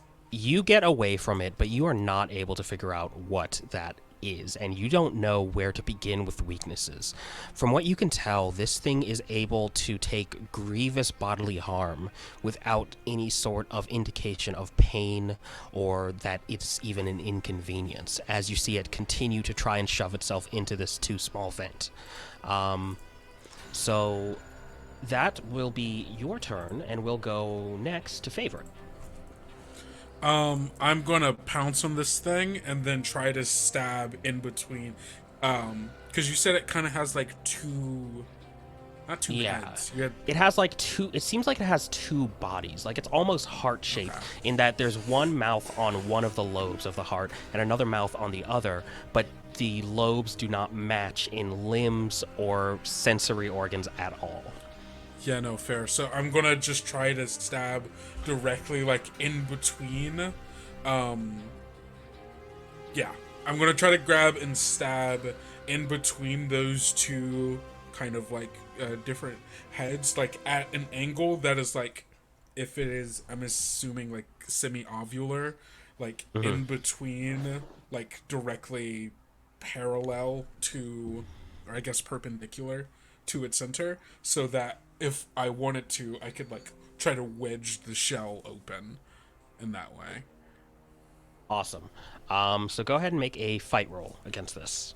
Cool. Alright. Come on, baby. Favorite needs a success! That's 2 3s. That's 2 3s. Would you like to push the roll? I'll push the roll. I'll sacrifice a health for that. Because it's combat, right? So, so that would be, you can spend against yourself to get another dice to roll, or you can push the roll, which is like a double down. So if you just want to spend a health, you can definitely do that, and you'll get an additional D10. Okay, what would I get for pushing, then? Pushing what would the I have roll... to sacrifice for it? So, if a roll is pushed, the resulting roll doubles any stress incurred and may lead to unforeseen consequences that I decide upon. Dice added to a roll by taking stress, losing health, or spending drive are not added to the push roll. I'm sorry. Actually, you're not able to push combat rolls at all, so that's not an option. But you can spend a health to use to roll an additional D10. I will spend a health to roll an additional D10. Go for it. Come on, baby. Oop, that rolled off the table. That was a 6. Are you, correct me if I'm wrong, you're using your knife for this, right? That is correct. Okay. I believe... I am I mistaken? Gives me you get a stuff. +1. No, you're correct. So since you're at close range, you do get a +1, so that becomes a... So what was one more it? dice. So that was 3. And then, so I get one more dice, essentially, because I rolled 2 originally, 1 for the pushing, and I should have rolled 1 more for the knife. That is a 8. Awesome. An 8 is going to do it. Thank God. You're not going to lose any stress, so you still have your stress, but you are able to drive the knife down into the creature. And I am going to roll body to withstand the attack. So let's see how that goes. Hey, how about you fail? That'd be dope. We'll see. If you fail, that'd be great. I'd love that.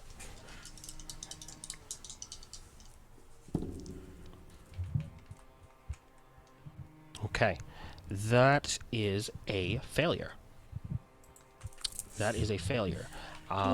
So you drive your knife down into the creature, and it finds purchase between its carapace.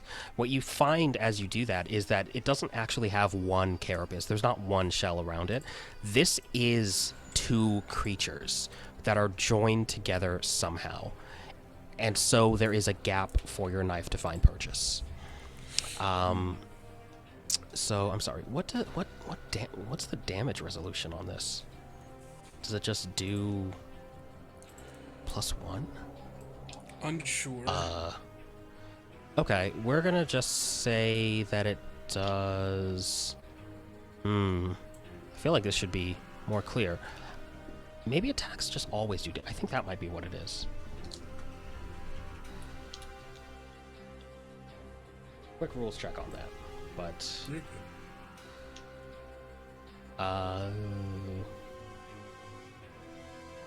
we'll say that your one success gives you 1 + 1 damage, so that's 2 damage. The creature is not down. However, it does look like it has stopped trying to get away. It is not trying to get into the vent anymore. Then let's move to... Well, actually, any more actions from you? Is it still kicking? It's still kicking. It is hurt, but it is not down. And all right, can I make another attack roll? You only get Or one do I have to attack do a per different turn. Okay. You have to do a different one. Okay, can I then attempt to grapple it so that it cannot move away from me?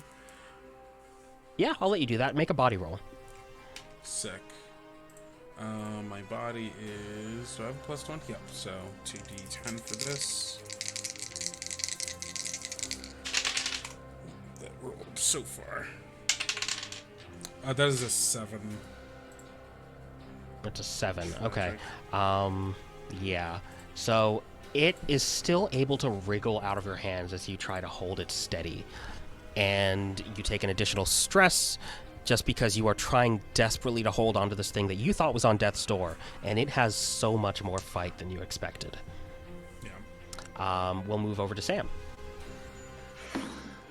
Ha! Ha ha ha ha ha ha. This is not a bit. This is Sam has no idea what to do.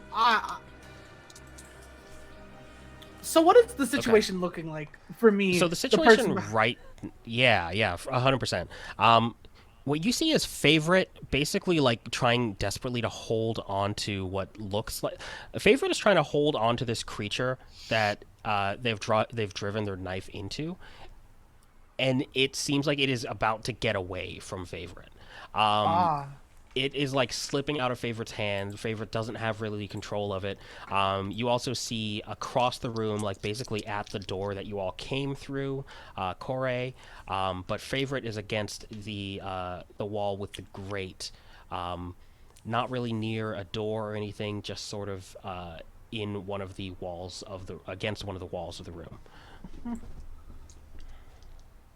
Well, I guess I'm technically going to do two things at once. Yeah. Technically, the first thing is move, because I am going to charge at the creature and Favorite. And I am going to attempt to drive my knife that Favorite gave me into the creature. Right, Sammy boy? It's time to prove yourself. Grab it, Sam! Make Don't that, let it get away! Make that attack roll. Make that fight.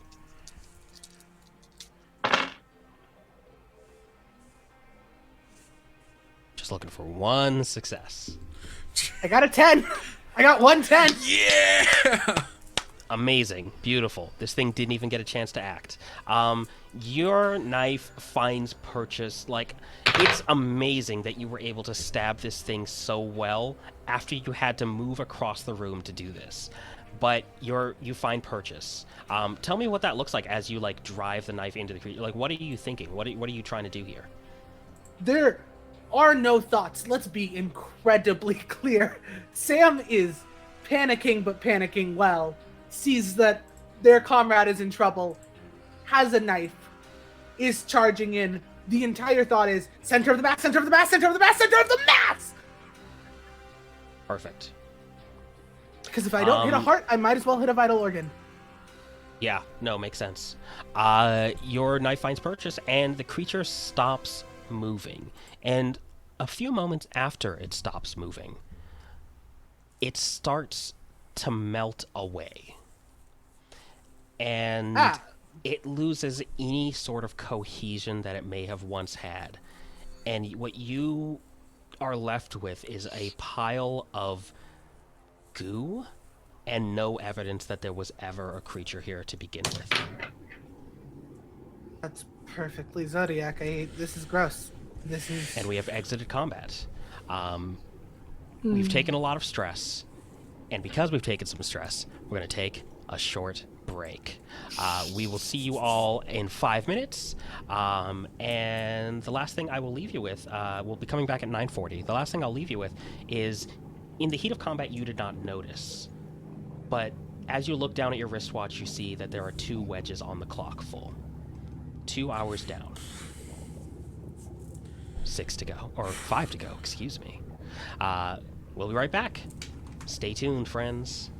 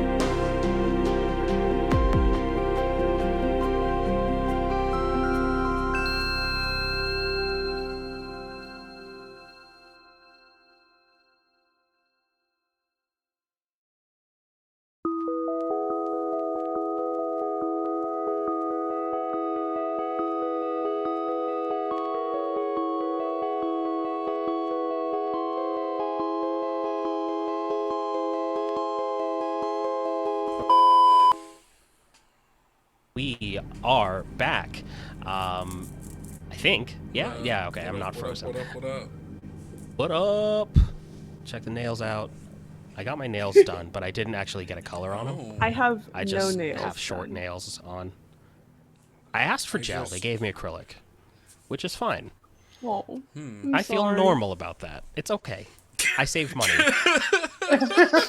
Gel was going I to be feel normal about that. Gel Yeah, was going totally. to be gel was going to be 90, and I ended up paying 40 for the acrylics, and I'm really happy about that I love because that. I didn't expect to spend that. I didn't expect to get those savings. I've unironically never spent money on my nails before.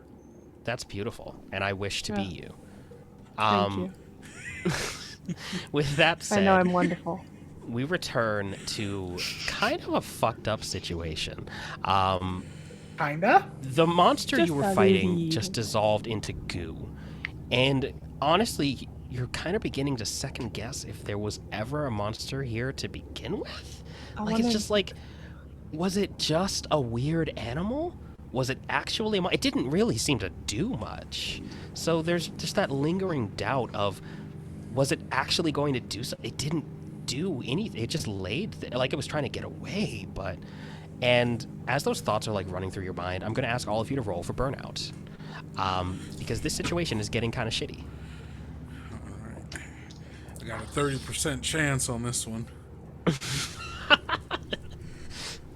Call him out like Brennan Lee Mulligan. So, Yeah. gang, I have a 7 in stress, which means I need to get... oh, wait, actually, do I have to get 8 or higher? You want to Or get 7 or higher? you want to get above 7. Your stress is at 7, right? Yeah, so 20% chance on this one, gang. What did you rolled? You rolled bad. What'd I you roll? rolled a 1. Oh, Rolled Okay. a 1. So I on rolled a one, we're 5. gonna. That's a 5. So what was your stress, or A do you 4? burn out? No, I'm fine. You. Wait. Yeah, you're fine then. Yeah. You're fine. I'm good. How are we doing over there, Sam? I rolled a 4. You rolled a have 4. 3. What was your? You had 3. So you're safe actually, right? By like the Yeah. slimmest fucking margin, By but the I'm slimmest safe. of. So only you, favorite. I think, favorite. Correct me if I'm wrong here, but I feel like you're the most affected by seeing what seemed to be like a baby kaiju, and because of that, I think that you are really feeling the pain here. And that 1 + 7 is going to mean you're going to take a -1 to all your rolls for the next 1d10 minutes, but not that now. the next 1d10 hours. So that's nice. Yeah, that's nice, right? Hey, Let's see hey, how many hey, minutes hey. it is. Yeah. What if I told everyone I can't read? Oh. I can't read. What did you roll? I may have rolled a 1. I just can't read. I'm just using a percentile and can't read. Oh. Okay. So you also burn out. So what were you at? Sam is not doing well with seeing a baby kaiju due to all of the Sam things. Yeah. Yeah. You saw something that you've seen before in cards that was like this cool enemy that you fought. You've seen like Neo Mothra and Godzilla 3000, but this shit, that was not cool. That was not sexy. That was That was just a baby and I just had to gross. kill it. Yeah. That was some unknown animal that you can't even put a name to. So you 3 + 1, that's 4, right? Uh-huh. That's actually really good. For some reason, you feel yourself filled with adrenaline like you've never felt before. And you're going to take a +1 to all rolls for the next 1d10 hours. So despite the fact that you are scared out of your mind, there's also, I think, a part of you that's just like, wait, shit, this is the thing. I can't. And I feel like the I have cards proven in that your I can pocket do it. are heavy. Yeah, like you feel the weight of the cards. I also, like, after, like, I'm getting up, I'm still feeling, like, shaken or whatever, like, seeing, like, the goo dissipating in Sam's hands. I just, like, kind of, like, lumber over, like, big paw on Sam's, like, shoulder. I'm like, Good job, kid. First kill's always the hardest. And then, like, moving past them. So, what did you roll on your burnout, Kendo, for how many hours? It's 2 minutes. So 20 minutes. Or no. Oh, is it no, 1d10 it's okay. No, times? you're right. Just 2 minutes. Okay. So that's barely going to affect you. Nothing's going to happen to you in the next 2 minutes. Oh, 10 I hours. just gotta shake it off. 10 hours? Yeah. Sam is on cloud 9. Sam's doing fine. Sam's Sam not doing is- good. Sam's not doing good. Sam's just going. Sam is euphoric. Sam, Hyper-focused. Sam's moving with like a pep in Sam's step that I don't think Sam has ever felt before. Yeah, you're doing tricks, like you get out the cards, you start flipping them around. It's just like, I can't mess up. I'm perfect. I'm amazing. Can I see this in Sam? Can I tell? Have I seen this look on another like kaiju hunter, like fresh out of like training? Undoubtedly. You've seen this on the occasional kid who gets their first shot, first kill, and they just feel like untouchable. You've seen this hubris lead to many failed hunters. I am a god. No. I think there's the moment where like started to walk away and then like clocks this and then like stops, turns back around, and I go to Sam, hands on both shoulders. Uh-huh. What's up, Feel Doc? that? Yeah? You feel that running through you? The blood? The liquid fire? Yeah. Yeah. Yeah? Feel strong, don't you? I feel powerful. Strong feels like the Feel wrong word. Powerful. Powerful, unbeatable, like nothing can hurt you? I am a god. I slap Sam. That hurt? Eh? Remember that. You can still die, boy. You can still die. Okay. Feel powerful, feel strong, know that it can end. I think okay. Corey's just watching Hold from on the to side, it. like the fuck Yeah. is happening here? Yeah, I don't know if Me Corey too. can even hear the conversation. Corey just sees like, you just see this occur, and you feel however you feel about this. Yeah, no, I think like Corey has gone to look at the goo, because they're interested in it, and is seeing the two of these have some very different reactions to the stress of the situation, and is just Yeah. like, it's Yeah. fine, just calm down. Calm down. On looking at the goo, what you find is that what had been like a sort of like ruddy brown creature, the goo it's turned to is this sort of like pale yellow, like a lot lighter than the color it was previously. And it seems like it's sort of settled at this point. It's not really in motion anymore, but it's turned into this pale yellow, vaguely gel-like liquid. I believe, what do you have on you? You have a research kit, if I'm not mistaken. Yes, I do. So just keep that in mind. You could take a sample of this if you wanted. Oh, I absolutely am gonna take a sample of it. I want to see what I can do with this right here Okay. and now. Like, Yeah. what quick research can I do? You can give me a research check, and you can just try to run like a basic like a molecular analysis on this with like Okay. you don't have a lab computer with you. It would go a lot better with a lab computer, but you might get something. What? So do I just roll the regular 3d8? Yeah, your research dice, yeah. So Yeah. 3 it is, right? Yeah, 3d8. No, 3d10, sorry. Mhm. Ooh, that's not the worst I've ever rolled. That's a 1, a 5, and a 9. Okay. Yeah, that is a success. So Side note, would we argue that this is learning about the current company's project? I would say so. Take your bonus. Thank you, that's a +1. All right. To my 9. So that's a 10. You feel so like good about doing science again. I think you're kind of reminded of what you used to do before you got busted down to doing this arc shit. And I think that you're in your element here as you're running this analysis. And as a result of being in your element, you lose stress because of that 10.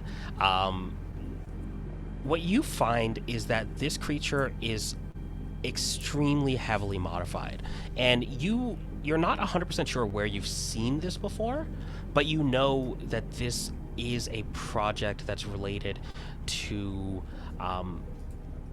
you know that it's related to a very specific Sagittarius project that might have been looking at something. You remember something about Earth. They were looking at a weird organism that out of the Tonga Trench on Earth, and you know it had some interesting properties, but you were not on the project, so you don't know a lot more details, but you know that it exhibited some abnormal cellular regeneration. And that is what you were able to recall.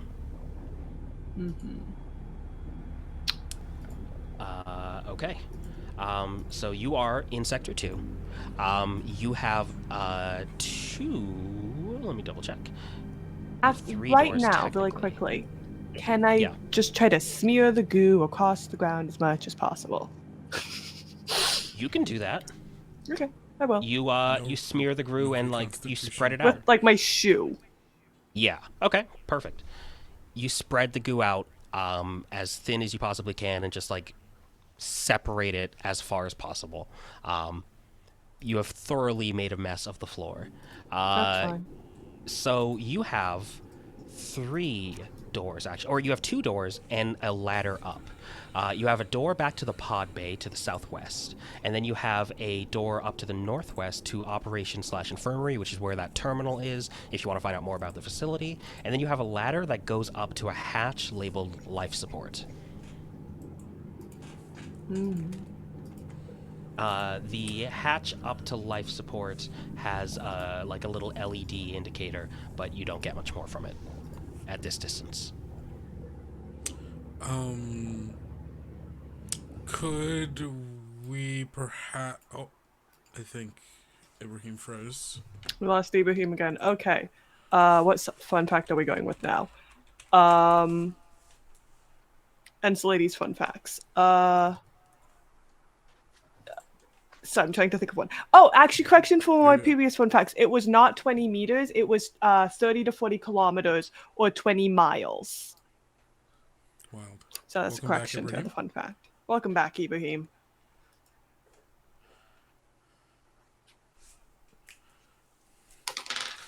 I want to know. What do we want to check out? Feel free to do different things if you want to. You can split up. You do have short-range comms in your suits. Probably unsafe, but we'll see. There might come a time for it. I mean, there's just a ladder up to a hatch. Can we just call up to see if anyone responds? Yeah. Because if it's life support, the hatch is closed, but you can call up. Yeah. Yeah. What do you say? Hey there. Anybody from the what is this place? Eurydice facility? Were the ARC team sent here? You don't hear anything from the hatch, but you hear a weird jangling sound. It's not coming from the hatch though. It's coming from the direction of Sector 3. I think we probably all slow turn to look. Yeah. Yep. Yeah.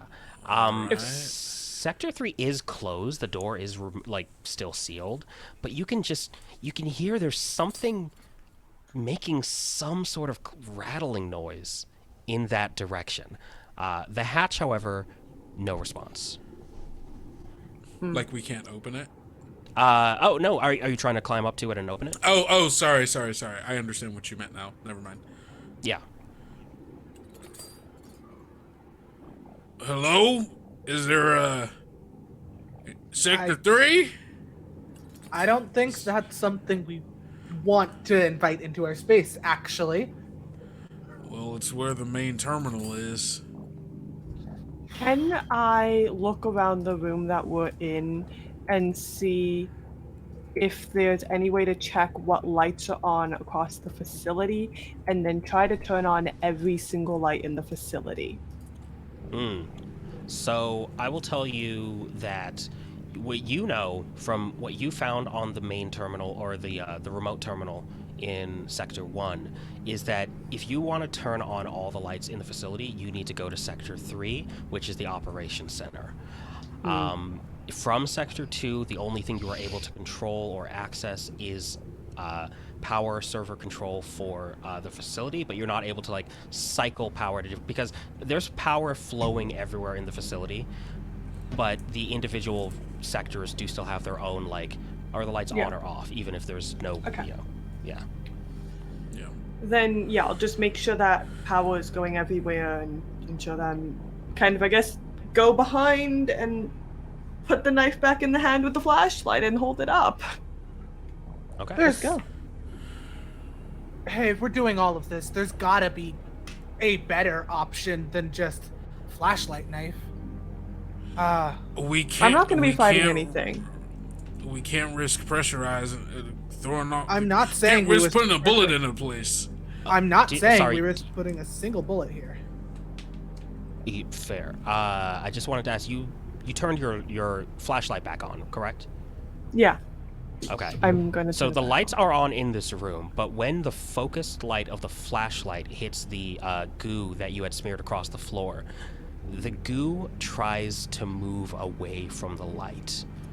And where there had been like a thin, even layer of goo on the floor, there is now a distinct absence of goo in the light of in the focused light of the flashlight. Oh, And that's why we smeared it across the floor. I don't like that. I'm gonna help you out of here a bit, Cora. And I, with my trusty work gloves on, just start scooping goo and launching it at the walls in random directions. Just sweep, smack, sweep, smack, sweep, smack, as far apart from each other as possible. Goo flying all over the room, splatting against various surfaces. The goo has been thoroughly dispersed across the room, and it does not seem like, even now when you pass the flashlight over it, it seems like you have broken up its form enough that it is not able to reconstitute into anything anytime soon. Cool. Cool. Awesome. One less to deal with, maybe? So you still have the hatch up to life support, and Sector 3 over to the northwest. Well, it's a good thing I brought one of these, and I'm going to use my perk Always Prepared to pull out another flashlight from my vest. Perfect. So at least we got two of these. Don't want to lose one and then be caught weaponless. Yeah, I think How great I is think weapon you is have a like a flashlight? tactical flashlight. You've got one of those like L-shaped Yeah. flashlights that's got like the physical shake charge capability. You've got a survival Yeah. horror flashlight. And it's like, yeah, like it can like flip down so I can put it in my pocket and it still looks forward, but I can also take it out, put it back, and then be able to hold it and move it to where it needs to. Yeah. You're full Silent Hill in here. You got the weird L flashlight. You've got the flipping. You still hear that rattling from Sector 3's direction, although you realize it's quiet enough that you're not sure if it's in Sector 3.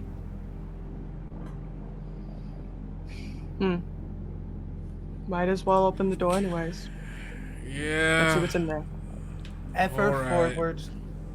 And we'll Actually- do the Pocket flashlight. The light. Yeah. The knife light and the combo. knife. Yeah, beautiful.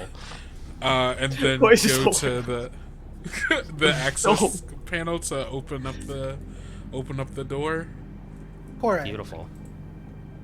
Cora, I have a very important question for you before we What? do anything else. Do you think there's a way we could get all of the lights on in this place except for one? Concentrated point. Bottleneck them. Whatever's left. Maybe in the command center. And I think I might have a plan. But they might go through the pipes and hang out there instead. They would love the pipes. But we have no plan, so I'd like a plan over no plan. Even if We it's could not try a to perfect gas. plan. If he puts on his suit, we could try to gas the place. Maybe. That's the Distribute place. through the vents. I think if we can bottleneck them into a concentrated enough area, we can tank the place and leave. We still need to get the data. I'll say at that, you get the. At this point, Favorite has reached the panel, and the door to Sector 3 opens up. Sector 3 is relatively large. It's larger than Sector 2 was. It's probably like around like 30 feet by... It's kind of oblong, but it's like 30 by 40 feet. And it's got the operations center nestled into one... against one side of this oblong shape, and then a small infirmary that's just closed with a curtain on the other side. You see a computer terminal dominating that western side of the sector, and above it is a slot for an access key. The north edge of the sector is divided into an infirmary behind thick plastic sheeting. The examination table, is overturned. And is peeking out from behind the plastic curtains.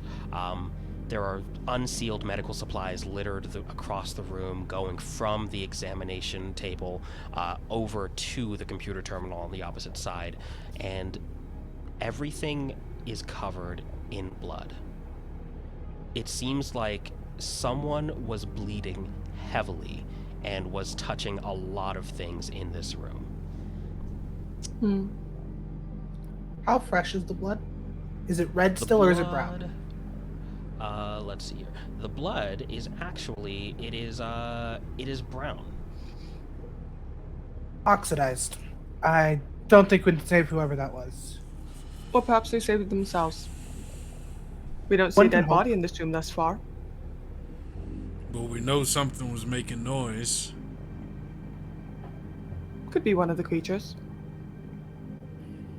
You haven't heard the noise again for a little while, actually. It seems like it has settled, or whatever it was. It doesn't seem like it was coming from directly in front of you. Is there something to pick up and throw at the table that's been overturned to try and just, like, jingle it? Yeah, there's there's like medical supplies all across the floor, so like, you could probably grab like one of those foil shock blanket packs and throw that. Yeah, I'll just try to, like, move the table a little bit Okay. to see if there's something behind it. You throw this little shock blanket as hard as you can, and the table doesn't move, but the curtain does. And what you can tell is that there is nothing hiding behind the curtain there. It is just, it's been closed, so it seems like somebody closed it before they went about other business in the room.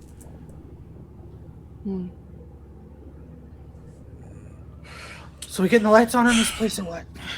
Yeah, Lights one of you first. go to the terminal. I'll take a look We can around both. here, see if there's anything.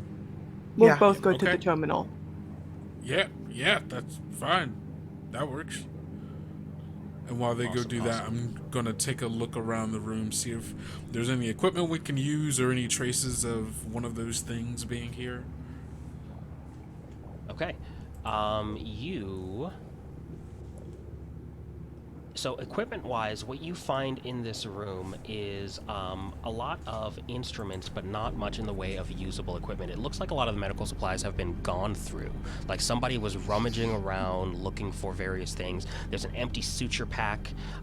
There's like, you find like a small knife on the ground. Probably like, it looks kind of like a fruit knife or something.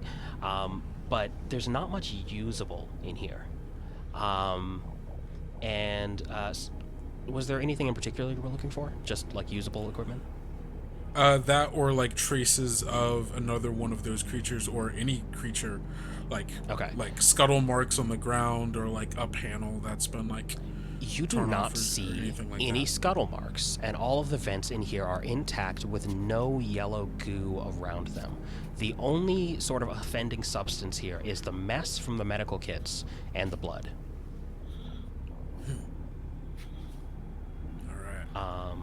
let's cut over to the terminals real quick. The terminal is locked, but you see a slot for a crew key above it, and it's labeled access key. What you can tell here is that this is like a this is one of those machines where you do need to insert your security key before it will let you access the terminal. But you can see that there are several notifications that are behind this lock screen. You just can't read them yet. Unfortunately, we cannot turn on the lights currently. Can anyone hack this thing? You can turn on the lights in this room for sure. This room. So we'll turn on the lights in this room and see if something bursts out. Yes. So you flip the lights real quick, and nothing shows up. This room seems clear. Oh, very sus. With the lights hacking? On? Oh, Yeah. With the lights on, is there a more distinct path to the blood? Does it lead somewhere? You know what? Yeah, I think I can give you that. With the lights on, I'll say that you can tell that somebody came into this room. The path of sort of destruction seems to originate at the door into this room from sector 4. So from the main lab, somebody came into this room already bleeding. They then went over to the curtain. There's a lot of blood on the curtain, and then you can see like the empty suture kit over by where Favorite is. So you can tell like they patched themselves up pretty quickly, but they didn't completely stop the bleeding. It looks like they were more worried about just suturing themselves up, and then they went across the room and did something at the computers where the least blood is, but it is still bloody. I have a question. And there is no exit path for the blood. Okay. That brings me to my question, which I'm assuming I'm going to have to roll. I might not actually. I just would like to know if there's anything directly above the computers. Anything of note. Is it just ceiling? Above the computers, there is a vent. Shit! The vent does not seem to have been interrupted, but you don't know. Exactly. The shit is out loud. Can I shine the light up then, looking at them looking up? Yeah, you see, when you shine the light up, what you see is there's shit in the vent. Like, not just dust, but it's like, there's some sort of like object inside the vent. It's really far back, but you can tell that there's something in there that should not be. Can I go drag a chair over and then like stand on it and not necessarily try to remove the vent, but just shine the light through the vent to see if I can like get sight of what the object is? Yeah. There's a ration bar inside the vent. A what? There's a ration bar inside the vent.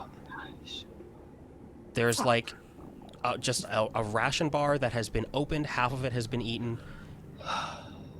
There's just food in the vent. That's bad. That's bad. Alive. That's Well, it's not bad. Someone- Wait. yeah. not Someone bad. being alive is actually a little more concerning at this point. I mean, not necessarily. We knew that there were going to be people here.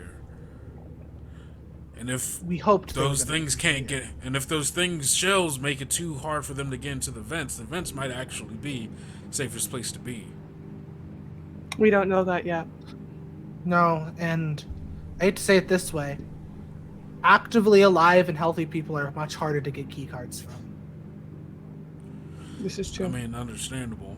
If this person has any, and we'll say it loud enough, so like almost kind of shouting it in the direction of the vent. If anybody were alive, it would be smart of them to come with us, as we are also healthy, well-armed, and have a way out of here. It would be wonderful if whoever was alive in the vents to come with us. We can get them to safety. I think Yeah, we're still Corey in is Sector just going 3. Corey's just going to interrupt this with going, if anybody's alive, we're out in Sector 3. We will be moving to another sector soon. Come out. Otherwise, you will not find another way off this planet. We will be destroying this facility afterwards. We definitely No will be destroying this response. facility. No response from the vent, unfortunately. It was a good plea. It was a very good plea. But whoever may or may not have been there, they don't seem convinced. Is there a way to shout into the comms of the entire place? Not without unlocking the terminal. Got it. Did we need like a password or something? You for need it? a We need a crew keycard. card. You we need need a crew one of the card. ID keys for one of the staff of this facility. We could try hacking the thing. but I Sagittarius don't did think not it's see gonna- Are there- fit to give you a copy of the key card for whatever reason. Fair. Is there Hacking. a camera system that we can have access to? There to is a look into, camera like, system. It is security? again locked behind the key card. But I think the idea of hacking has been brought up several times. You could Yeah. definitely try to hack your way in. You could What's spoof your a card. hacking? Aurora, what's yours? I don't have any hacking directly. I do have repair, and I would I like to know also the have state of the repair. terminal, because The terminal seems to be in good shape, but if you would like to, I will allow you to any explanation you could come up with for a skill that's not hacking to get into this terminal. I will entertain. yeah. So the thought with repair here is actually to, unlike hacking, which is trying to open up a system from the inside, we're trying to open it up from the outside. We are going to essentially hotwire this thing. Okay. Yeah. Yeah, no, for sure. Go ahead and make your repair roll to try and, like, just physically connect the parts of the machine that will say, there's a card in here. That is a 4 or 5 and a. That's a 4, 5, and a 9. 4, 5, and a 9. Okay, that's one success. What you can tell is that if you were to try to brute force this, it would take the better part of another hour. But you would need at least 2 successes. I'll just tell you plainly. You would need at least 2 successes to get into the system. Can I try? Can You can, but let's hear favorites thing. I also have repair. I was going to ask if I can help get that second success. What you could also do is you could take the help action. Oh yeah, I'll take the help action. So I think what help will do is let you use, I'll double check, but I believe what it's going to do is let you use your, you roll your repair dice, and they will be added to the successes that, Sam has. Awesome. Yeah, so essentially like as like Sam is like down there like working with the wires, favorite like kind of goes over, kneels down, is like, oh yeah, well if you, and like does technical terms that I don't fucking know because I don't do computers, that favorite has picked up over his like having to like learn how to like fix and like work on his mech like in the field. Yeah. Both of those fell right into my floor. There you go.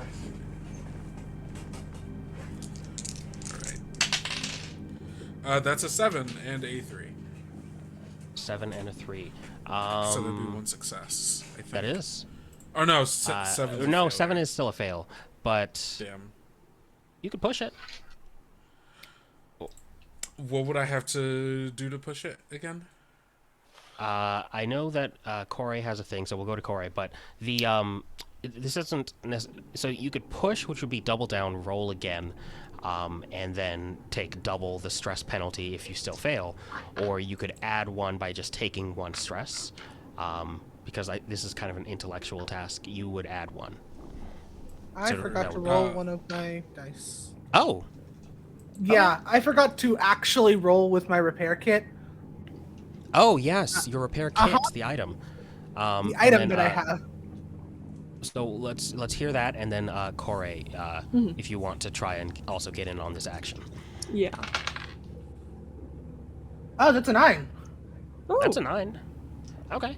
Hey. Corey, were you just going to help with this?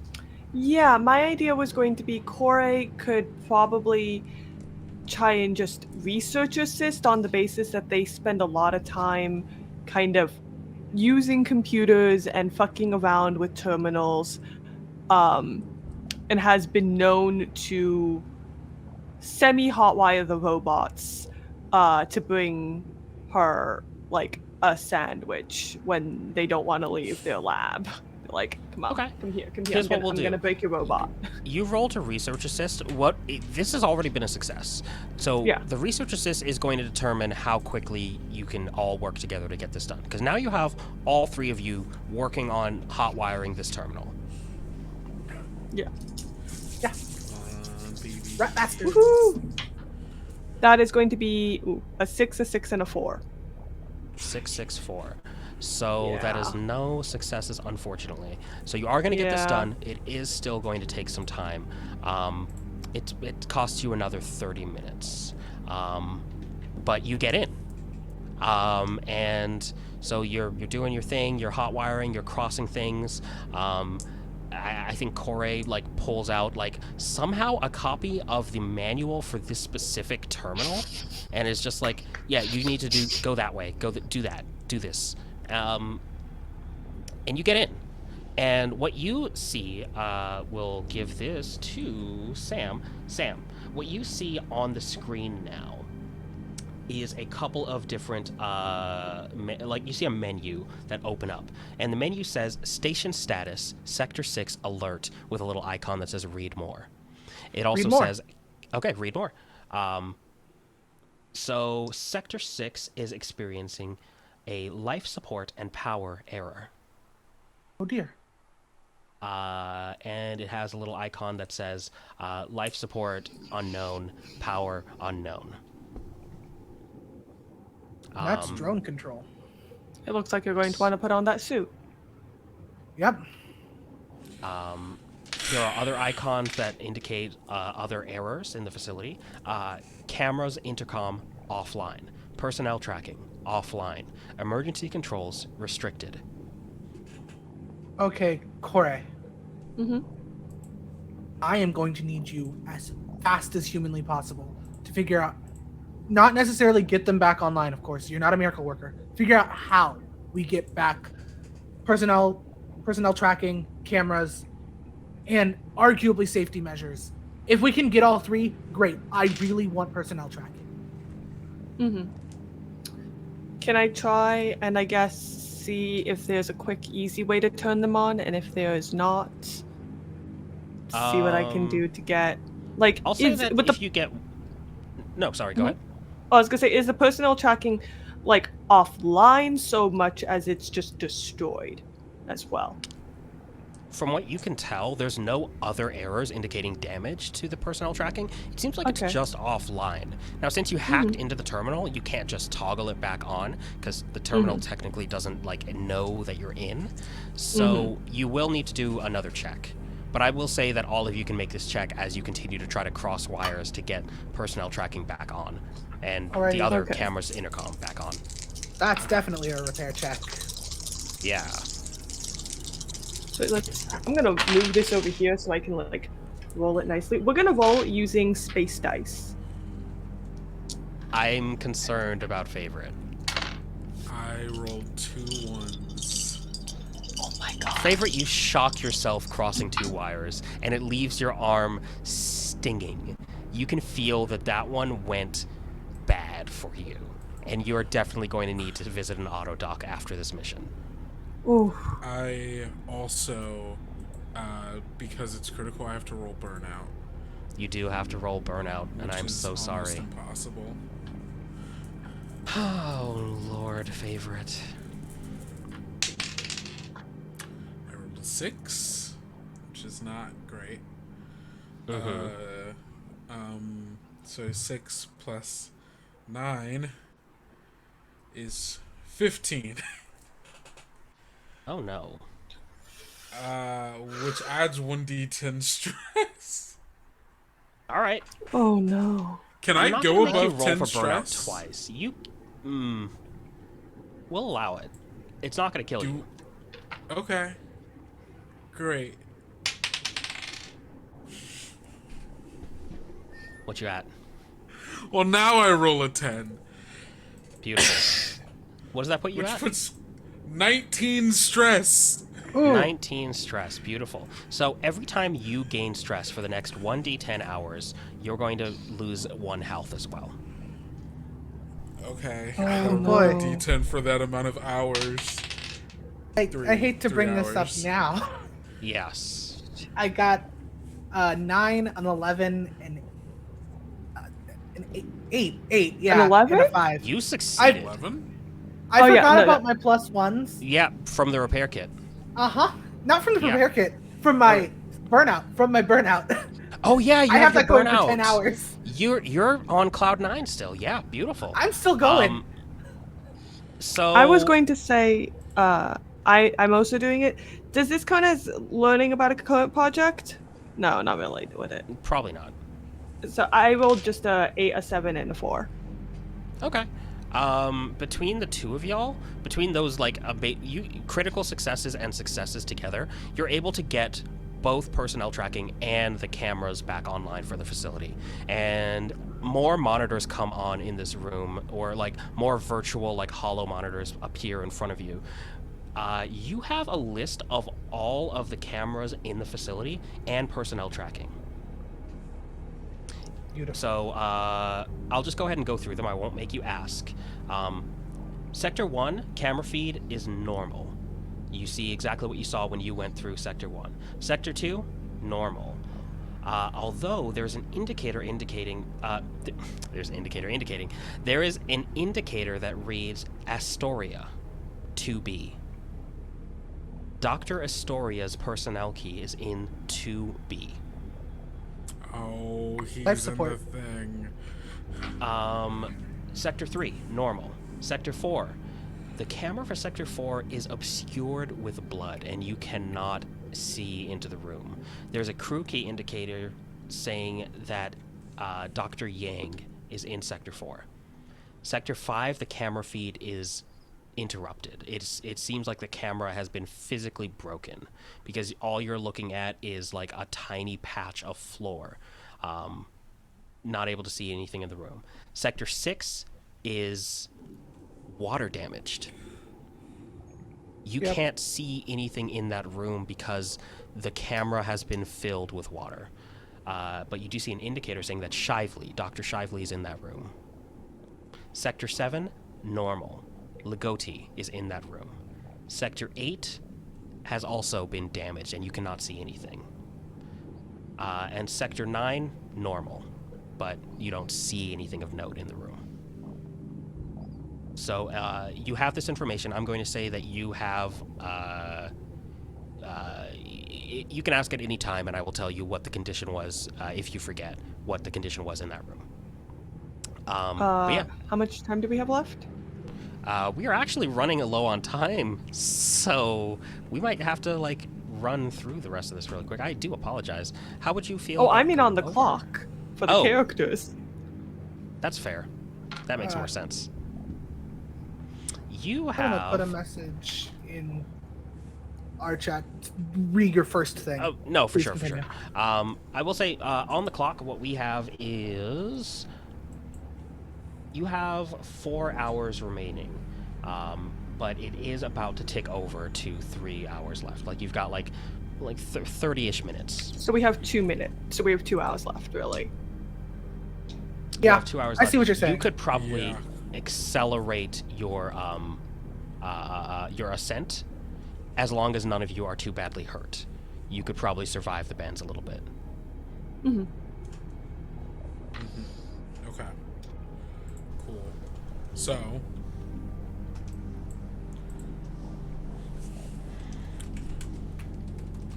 Do we want to go back I- to? Go ahead, yes, please, we should go and get that card key because it could also help with generally any other thing, so we don't have to keep hacking into stuff. I have a sinking stomach feeling that Astoria is not alone, at the very least. Same. Vents are dark. They haven't been able to get into all of them, but vents are dark. Do we? Can we see on the what's it called? Can we see? Is there like a blueprint of the ventilation system? Can we see if there are any vents that lead into or out of the life support? you Or is it just like an enclosed? yes. Okay. Everything So is like what by you can itself? see is that there is a power conduit that leads up to life support. Okay. So you could squeeze up that power conduit. You would not have a ladder. It would take extra time. Yeah, no, I was more wondering if there was anything in there, if because we don't know how he died, Or if he is dead. or if he is dead. If he is dead in there, did something kill him in there? Did he go in there and die? Or if something did go in there and kill it, is it still in there, or would it have a way out? Was more of Yeah. why I So was there looking is for a that. way out, but it would have been slow, and Yeah. unfortunately, there's no camera specific to 2B. There's only the 2 camera. Okay. While you all are looking at the looking through the terminal trying to get additional information, Favorite is going to go back into sector 2, leaving the door open obviously so that they can come in and out and can also see if anything happens to me. And I will try to go up the ladder and open the hatch to life support to see if I can find Astoria. Okay, so you're up the ladder, and as you come up the ladder, what you find is that there is a passcode into Sector 2B. But what you can see is that there's blood on some of the keys. There is blood on the 3, the 6, and the 9 key.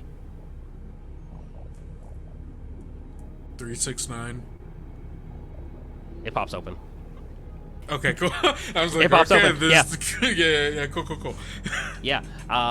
So you're coming up the ladder first. You're coming up the ladder alone. Is anyone following up? I You all can am. follow me if you want, but sorry, go. I wasn't planning on following you up the ladder. I was going to not leave Corey alone at the computer, but more so stand guard at the bottom of the ladder. Yeah, I So think I Koi will- would stand good at the bottom, shining the light upwards. Okay. So you did come into Sector 2, but you're not going up the ladder. Yeah. Yes. Okay, gotcha. So at the top of the ladder, what you see, Favorite, is knife in mouth,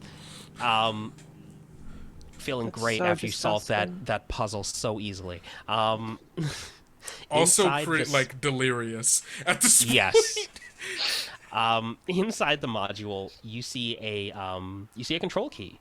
Dr. Astoria's crew key is inserted in the emergency shutoff activation.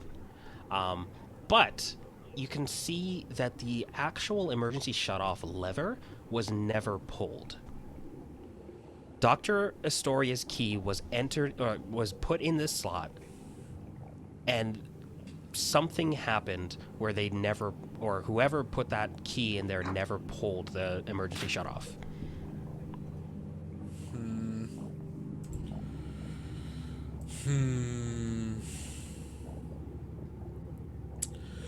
I take. Can I see the panel leading into the power conduit, hatch?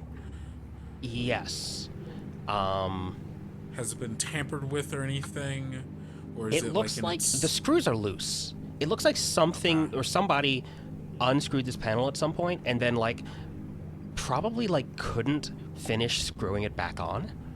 But you're not sure if that was on the way in or on the way out. There's no real way to tell. Are there any Are there any markings along the edges of it that would indicate that it was something other than human trying to mess with what's going on over there?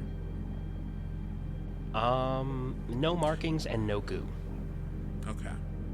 But Cool, you cool. see the key still inserted into that slot. All right. I'm gonna. So the emergency shutdown, is that for the facility as a whole, or for? Your understanding, from just the labels on and around this, what you can tell is that this is the emergency cutoff for everything. This would completely turn off all life support in the entire facility. This is this is the escape button. This is the we need to flood the facility because we need to be able to get out or something has happened. This would immediately shut everything down, open all the doors. Yeah. Okay. Cool. I yelled down. I'm relaying this information down to you all as I'm getting it.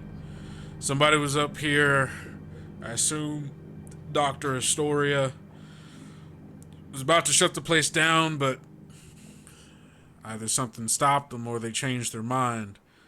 I don't think it's the latter, and then I just like drop the key down from there. Key's Awesome. still here. Horrifying. Thank you. Corey, I'm going to ask you to check your messages as well and see what you think about the thing that you see in the messages. But then also, please give me your response. Yeah. Awesome. Yeah, I'm saying I'm good. I was going to say that I didn't go do this at the time, but I want to see the last actions taken on the computer before us to see if any messages were left. Amazing. And to see deeper into the nature of the research. I think Corey has one suspicion about what happened, and they basically want to find evidence around it.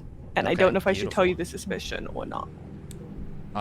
Feel free if you want to message it or say it aloud, or if you want to reserve it. I'll say it out loud. Either way, Sam's gonna I'll say it follow out loud. either way. Sam's gonna follow. Corey will say, I'll say actually, not Corey. Corey would not voice this. I think what's happening for everyone else is that the people are turning into the weird crab creatures.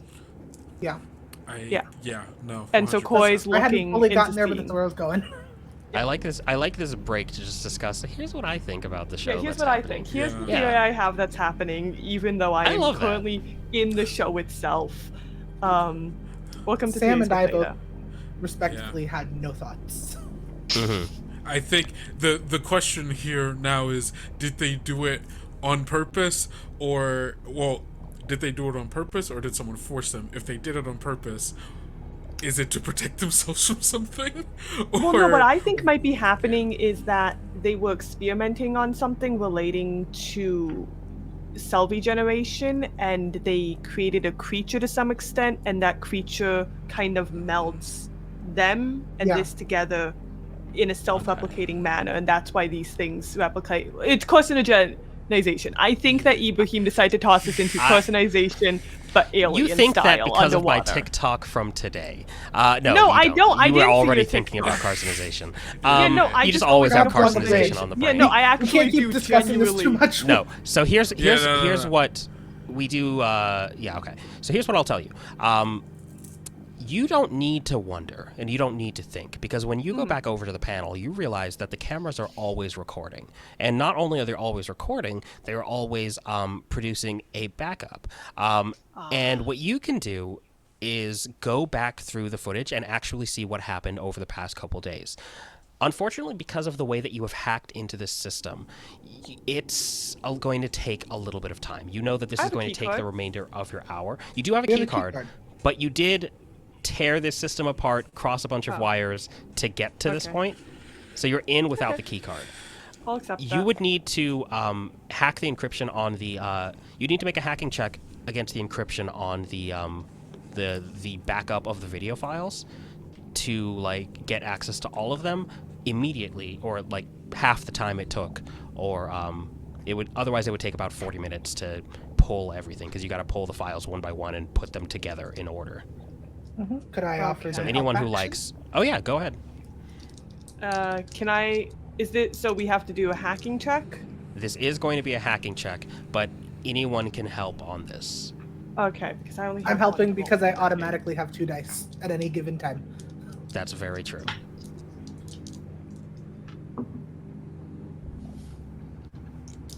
What? 10. What do we get? Is that a 10?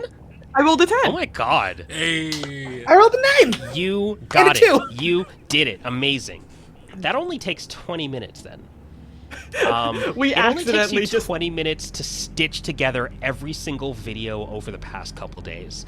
And I think we'll probably leave on this. I'm going to give you a summary of the events over the past couple days. I do apologize, everyone, but it does look like I've gone over time. So I'm going to have to, we're going to have to follow up on this at a, as of yet to be determined date.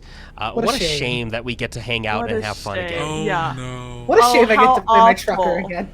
But We get to before do we more, all discuss go, more customization. yes.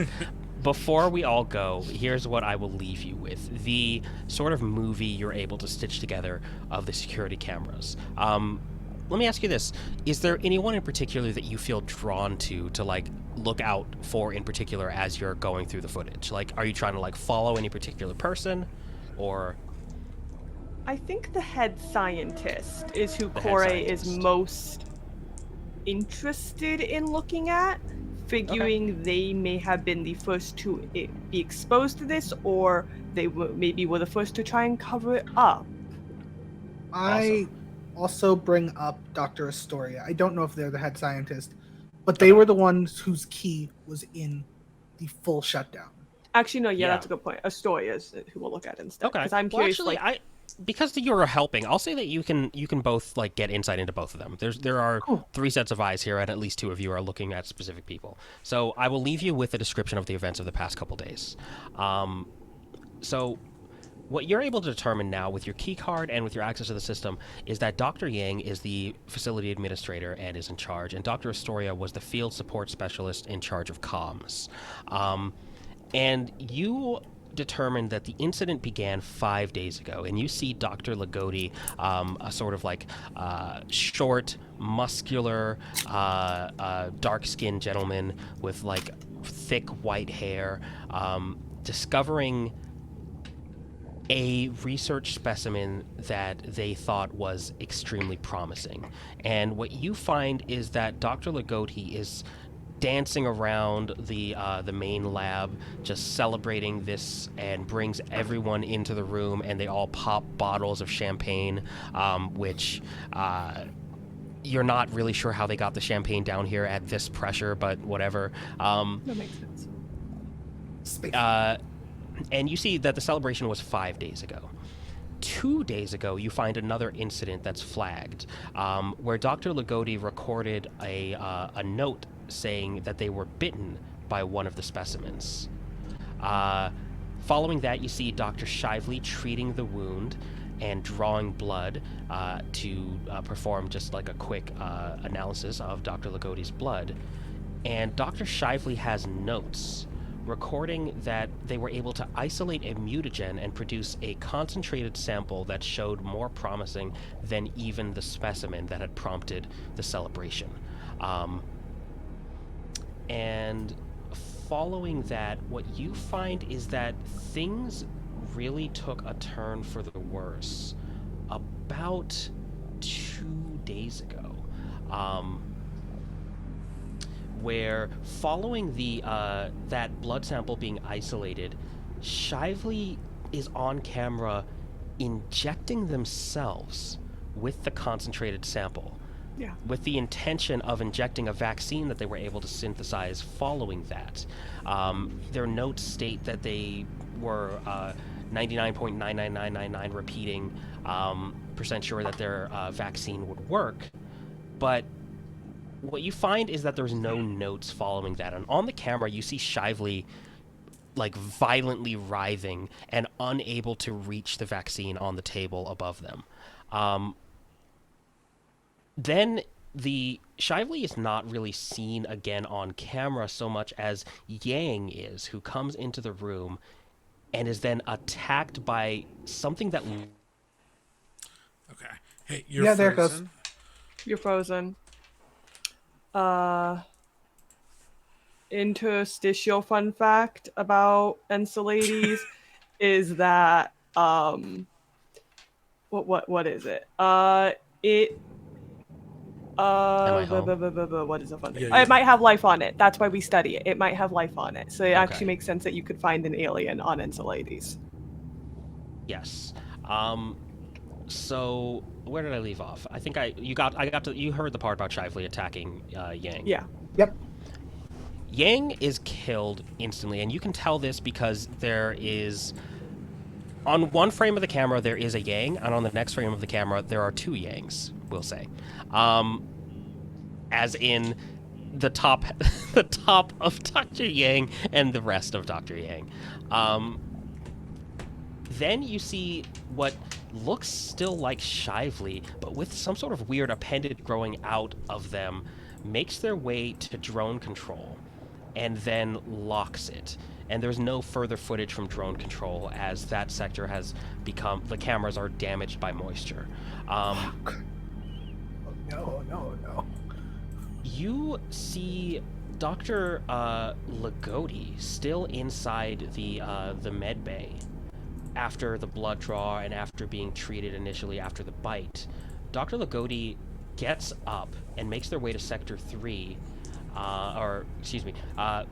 Lagodi gets up in the med bay in Sector 3 and begins just pacing around until they find Dr. Astoria, who is attempting to call in the death of Dr. Yang. Dr. Astoria comes from Sector 4 after finding Dr. Yang's body, tries to call it in, and then seems to just get violent and refuse to allow Dr. Astoria to use the comms. Dr. Astoria flees, and you see Dr. Astoria is hiding or closing themselves off in Sector 8. Following that, there's not much in the way of footage, but what you know right now is that Dr. Astoria locked themselves in Sector 8 yesterday, about 26 hours ago. Dr. Lagodi is somewhere in the building, but you lost them on cams. Dr. Yang has been killed. And Shively was last seen in Sector 6 and is never seen leaving. Something has gone horribly wrong in this facility. At least 2 people seem to be affected by this organism, and at least 1 has barricaded themselves inside the storage room in Sector 8. And I think you recall when you entered that Sector 8 had its door manually disconnected, and you were unable to access that door. Whoever is in Sector 8 may still be alive. And I think I'll leave you all with that. Today has been episode 1 of The Company. My name is Ibrahim. You can find me all over the place. You can find me here on the Nameless Domain Twitch every other Friday with my best friend, my co-host, my director, my co-producer, all that fancy stuff.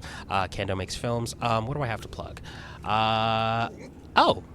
November 1st will be episode 1 of the Delightful Dungeon Diving podcast coming out, which features myself, Emily Graymore, Nick the Bearded DM, and Critical Stitch Hannah. We're just going to be talking about all things tabletop role-playing games, doing little character bits, talking about how to make a session fun for everyone at the table, just trying to build an inclusive guide for all sorts of games, and then also just have fun talking about these funky little games we love so much. That's, I think, all I have to plug for the moment. So I'll pass it over to Kendo. Hello, hi, I've been Kendrick, or Kendo, whichever you prefer. I use they, he pronouns. And you can find me everywhere on the internet at Kendo Makes Films. That's KendoMakesFilms. I don't know why I chose to spell that. You can also find you can find me here every other Friday with my best friend, very, very, very handsome, intelligent, creative, wonderful co-host. And Frozen. And Frozen, who I desperately hope for better internet soon. Ibrahim. You can also find my actual play podcast everywhere you get your podcasts. It's called Tales Get Told. Episodes come out every other Wednesday, including the Wednesday that's about to come up. So go check that out. We have magic gay pirates. It's good. Go watch that or go listen to that, whatever we would say. You can also listen to another actual play that I'm on, Roar to Heaven, where we play child soldiers. It is what it is. That's what the mech genre is, baby. Give kid big robot, go tell it to kill, and then don't give it any kind of support. And that's all I got. I'm gonna pass it on down to Theta. Hi, I'm Theta. You can find me at Bing Sujung on Twitter and across the internet, honestly, just on Twitter, unless I decide to start streaming my homework soon, because that's all I have to do. I do actual plays. I'm currently on Rolling D20s in the Surrette game, which is, I think, also going on right now.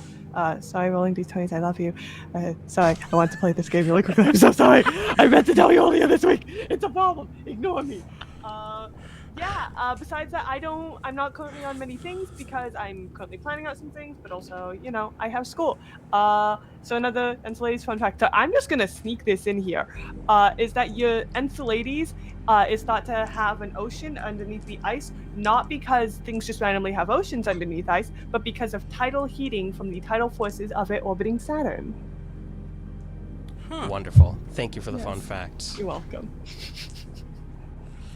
I guess And- that's me. Yes. Hi, Wonderful. I am Aurora. You can find me at Ephemeral Giant for now on literally everything. Yeah, that might be changing. Who knows? When I am not saying very abrasive things about disability rights on Twitter, which you can find me doing often, actually. I'm loud and political, I'll be honest. You can find me over on the Initiative Order every other Thursday playing in the City of Mist. It's our turn now. I am playing Phoebe Eurydice, the current physical embodiment of Persephone, one of two in our campaign. We may or may not be a throuple, who knows? We definitely just kissed at the end of last Okay. session, though. You That did happen. need In front of her boyfriend. Oh. Anywho, in November, you're gonna be able to find me on this channel right here as one of the lovely hosts of the Nameless Showdown, the big charity Pokemon tournament we've been planning for a while now. In just a little over a week's time, so Saturday the 29th, you will be able to find me and Kendo here again, playing in my one-shot. It is going to be very spooky. Eyes of the Red Moon. A bunch of influencers go to a haunted house together. That's all I'm gonna give you.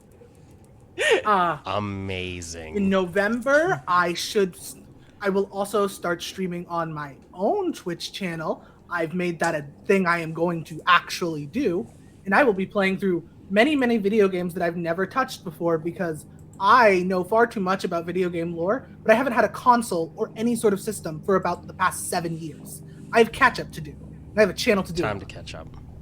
Nice. And last but certainly not least, watch out in approximately January for something me and Theta have been working on and we'll get back to working on.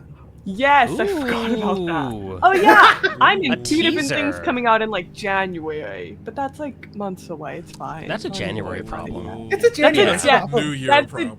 that is a Yeah. new year, new age, new project. New year, problem. new you, new project. Oh. Exactly. No, I turn And like I a also year have over to it. plug coming out sometime in the vague future. This one does not have a date, and I will not give it a date because it would kill my co-host. I have a Degrassi podcast coming out. Back to class. Where me Oh, I forgot about that. and my lovely co-host Akinomi Art, the lovely Aki who would have been with us tonight, will be watching through every single episode of Degrassi: The Next Generation. Every Amazing. What's important to this is that our lovely Aurora Aki's here Canadian. has seen. Yeah, Aki's and has Canadian. never seen not- it. I've seen almost every it's, episode. It's great. and is not You Canadian. love to see it. Well, Very good. everyone, thank you so much for being here with us. I hope you enjoyed this game. My first time properly jamming on stream. I think it went well, except for the fact that I went over time. did But amazing. we I will do it come all back the for the time. thrilling conclusion when we can get that scheduled. It has been a pleasure to be here with you all. Make sure that you drink enough water, get enough sleep, and have a snack every now Kill and enough again. demons. And also, just love yourselves. Just treat yourselves well. I'm so thankful for you all being here, and I can't thank you enough. This has been a pleasure. We will see you when we see you. If in 2 weeks or week after next, we'll be back here with something. Stay tuned for further announcements. Bye, everyone. Bye. Bye. Love you. And...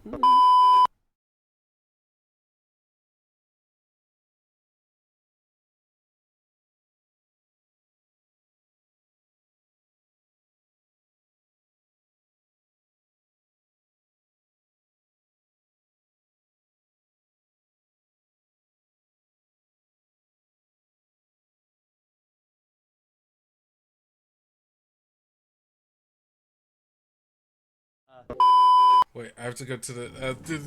Wait, fuck, also, where's the... everyone, Also- Sorry, Go back. last minute announcement. I have a Goonies game, a game based on the movie Goonies coming out tomorrow for the TTRPG Beast Space. Check out ephemeralgiant.itch. Guys in Gold. Releasing we'll clip tomorrow. that. We'll clip that, and we'll post it. We'll clip it. Bye. Yeah, Bye yeah, for yeah. real this time. Bye.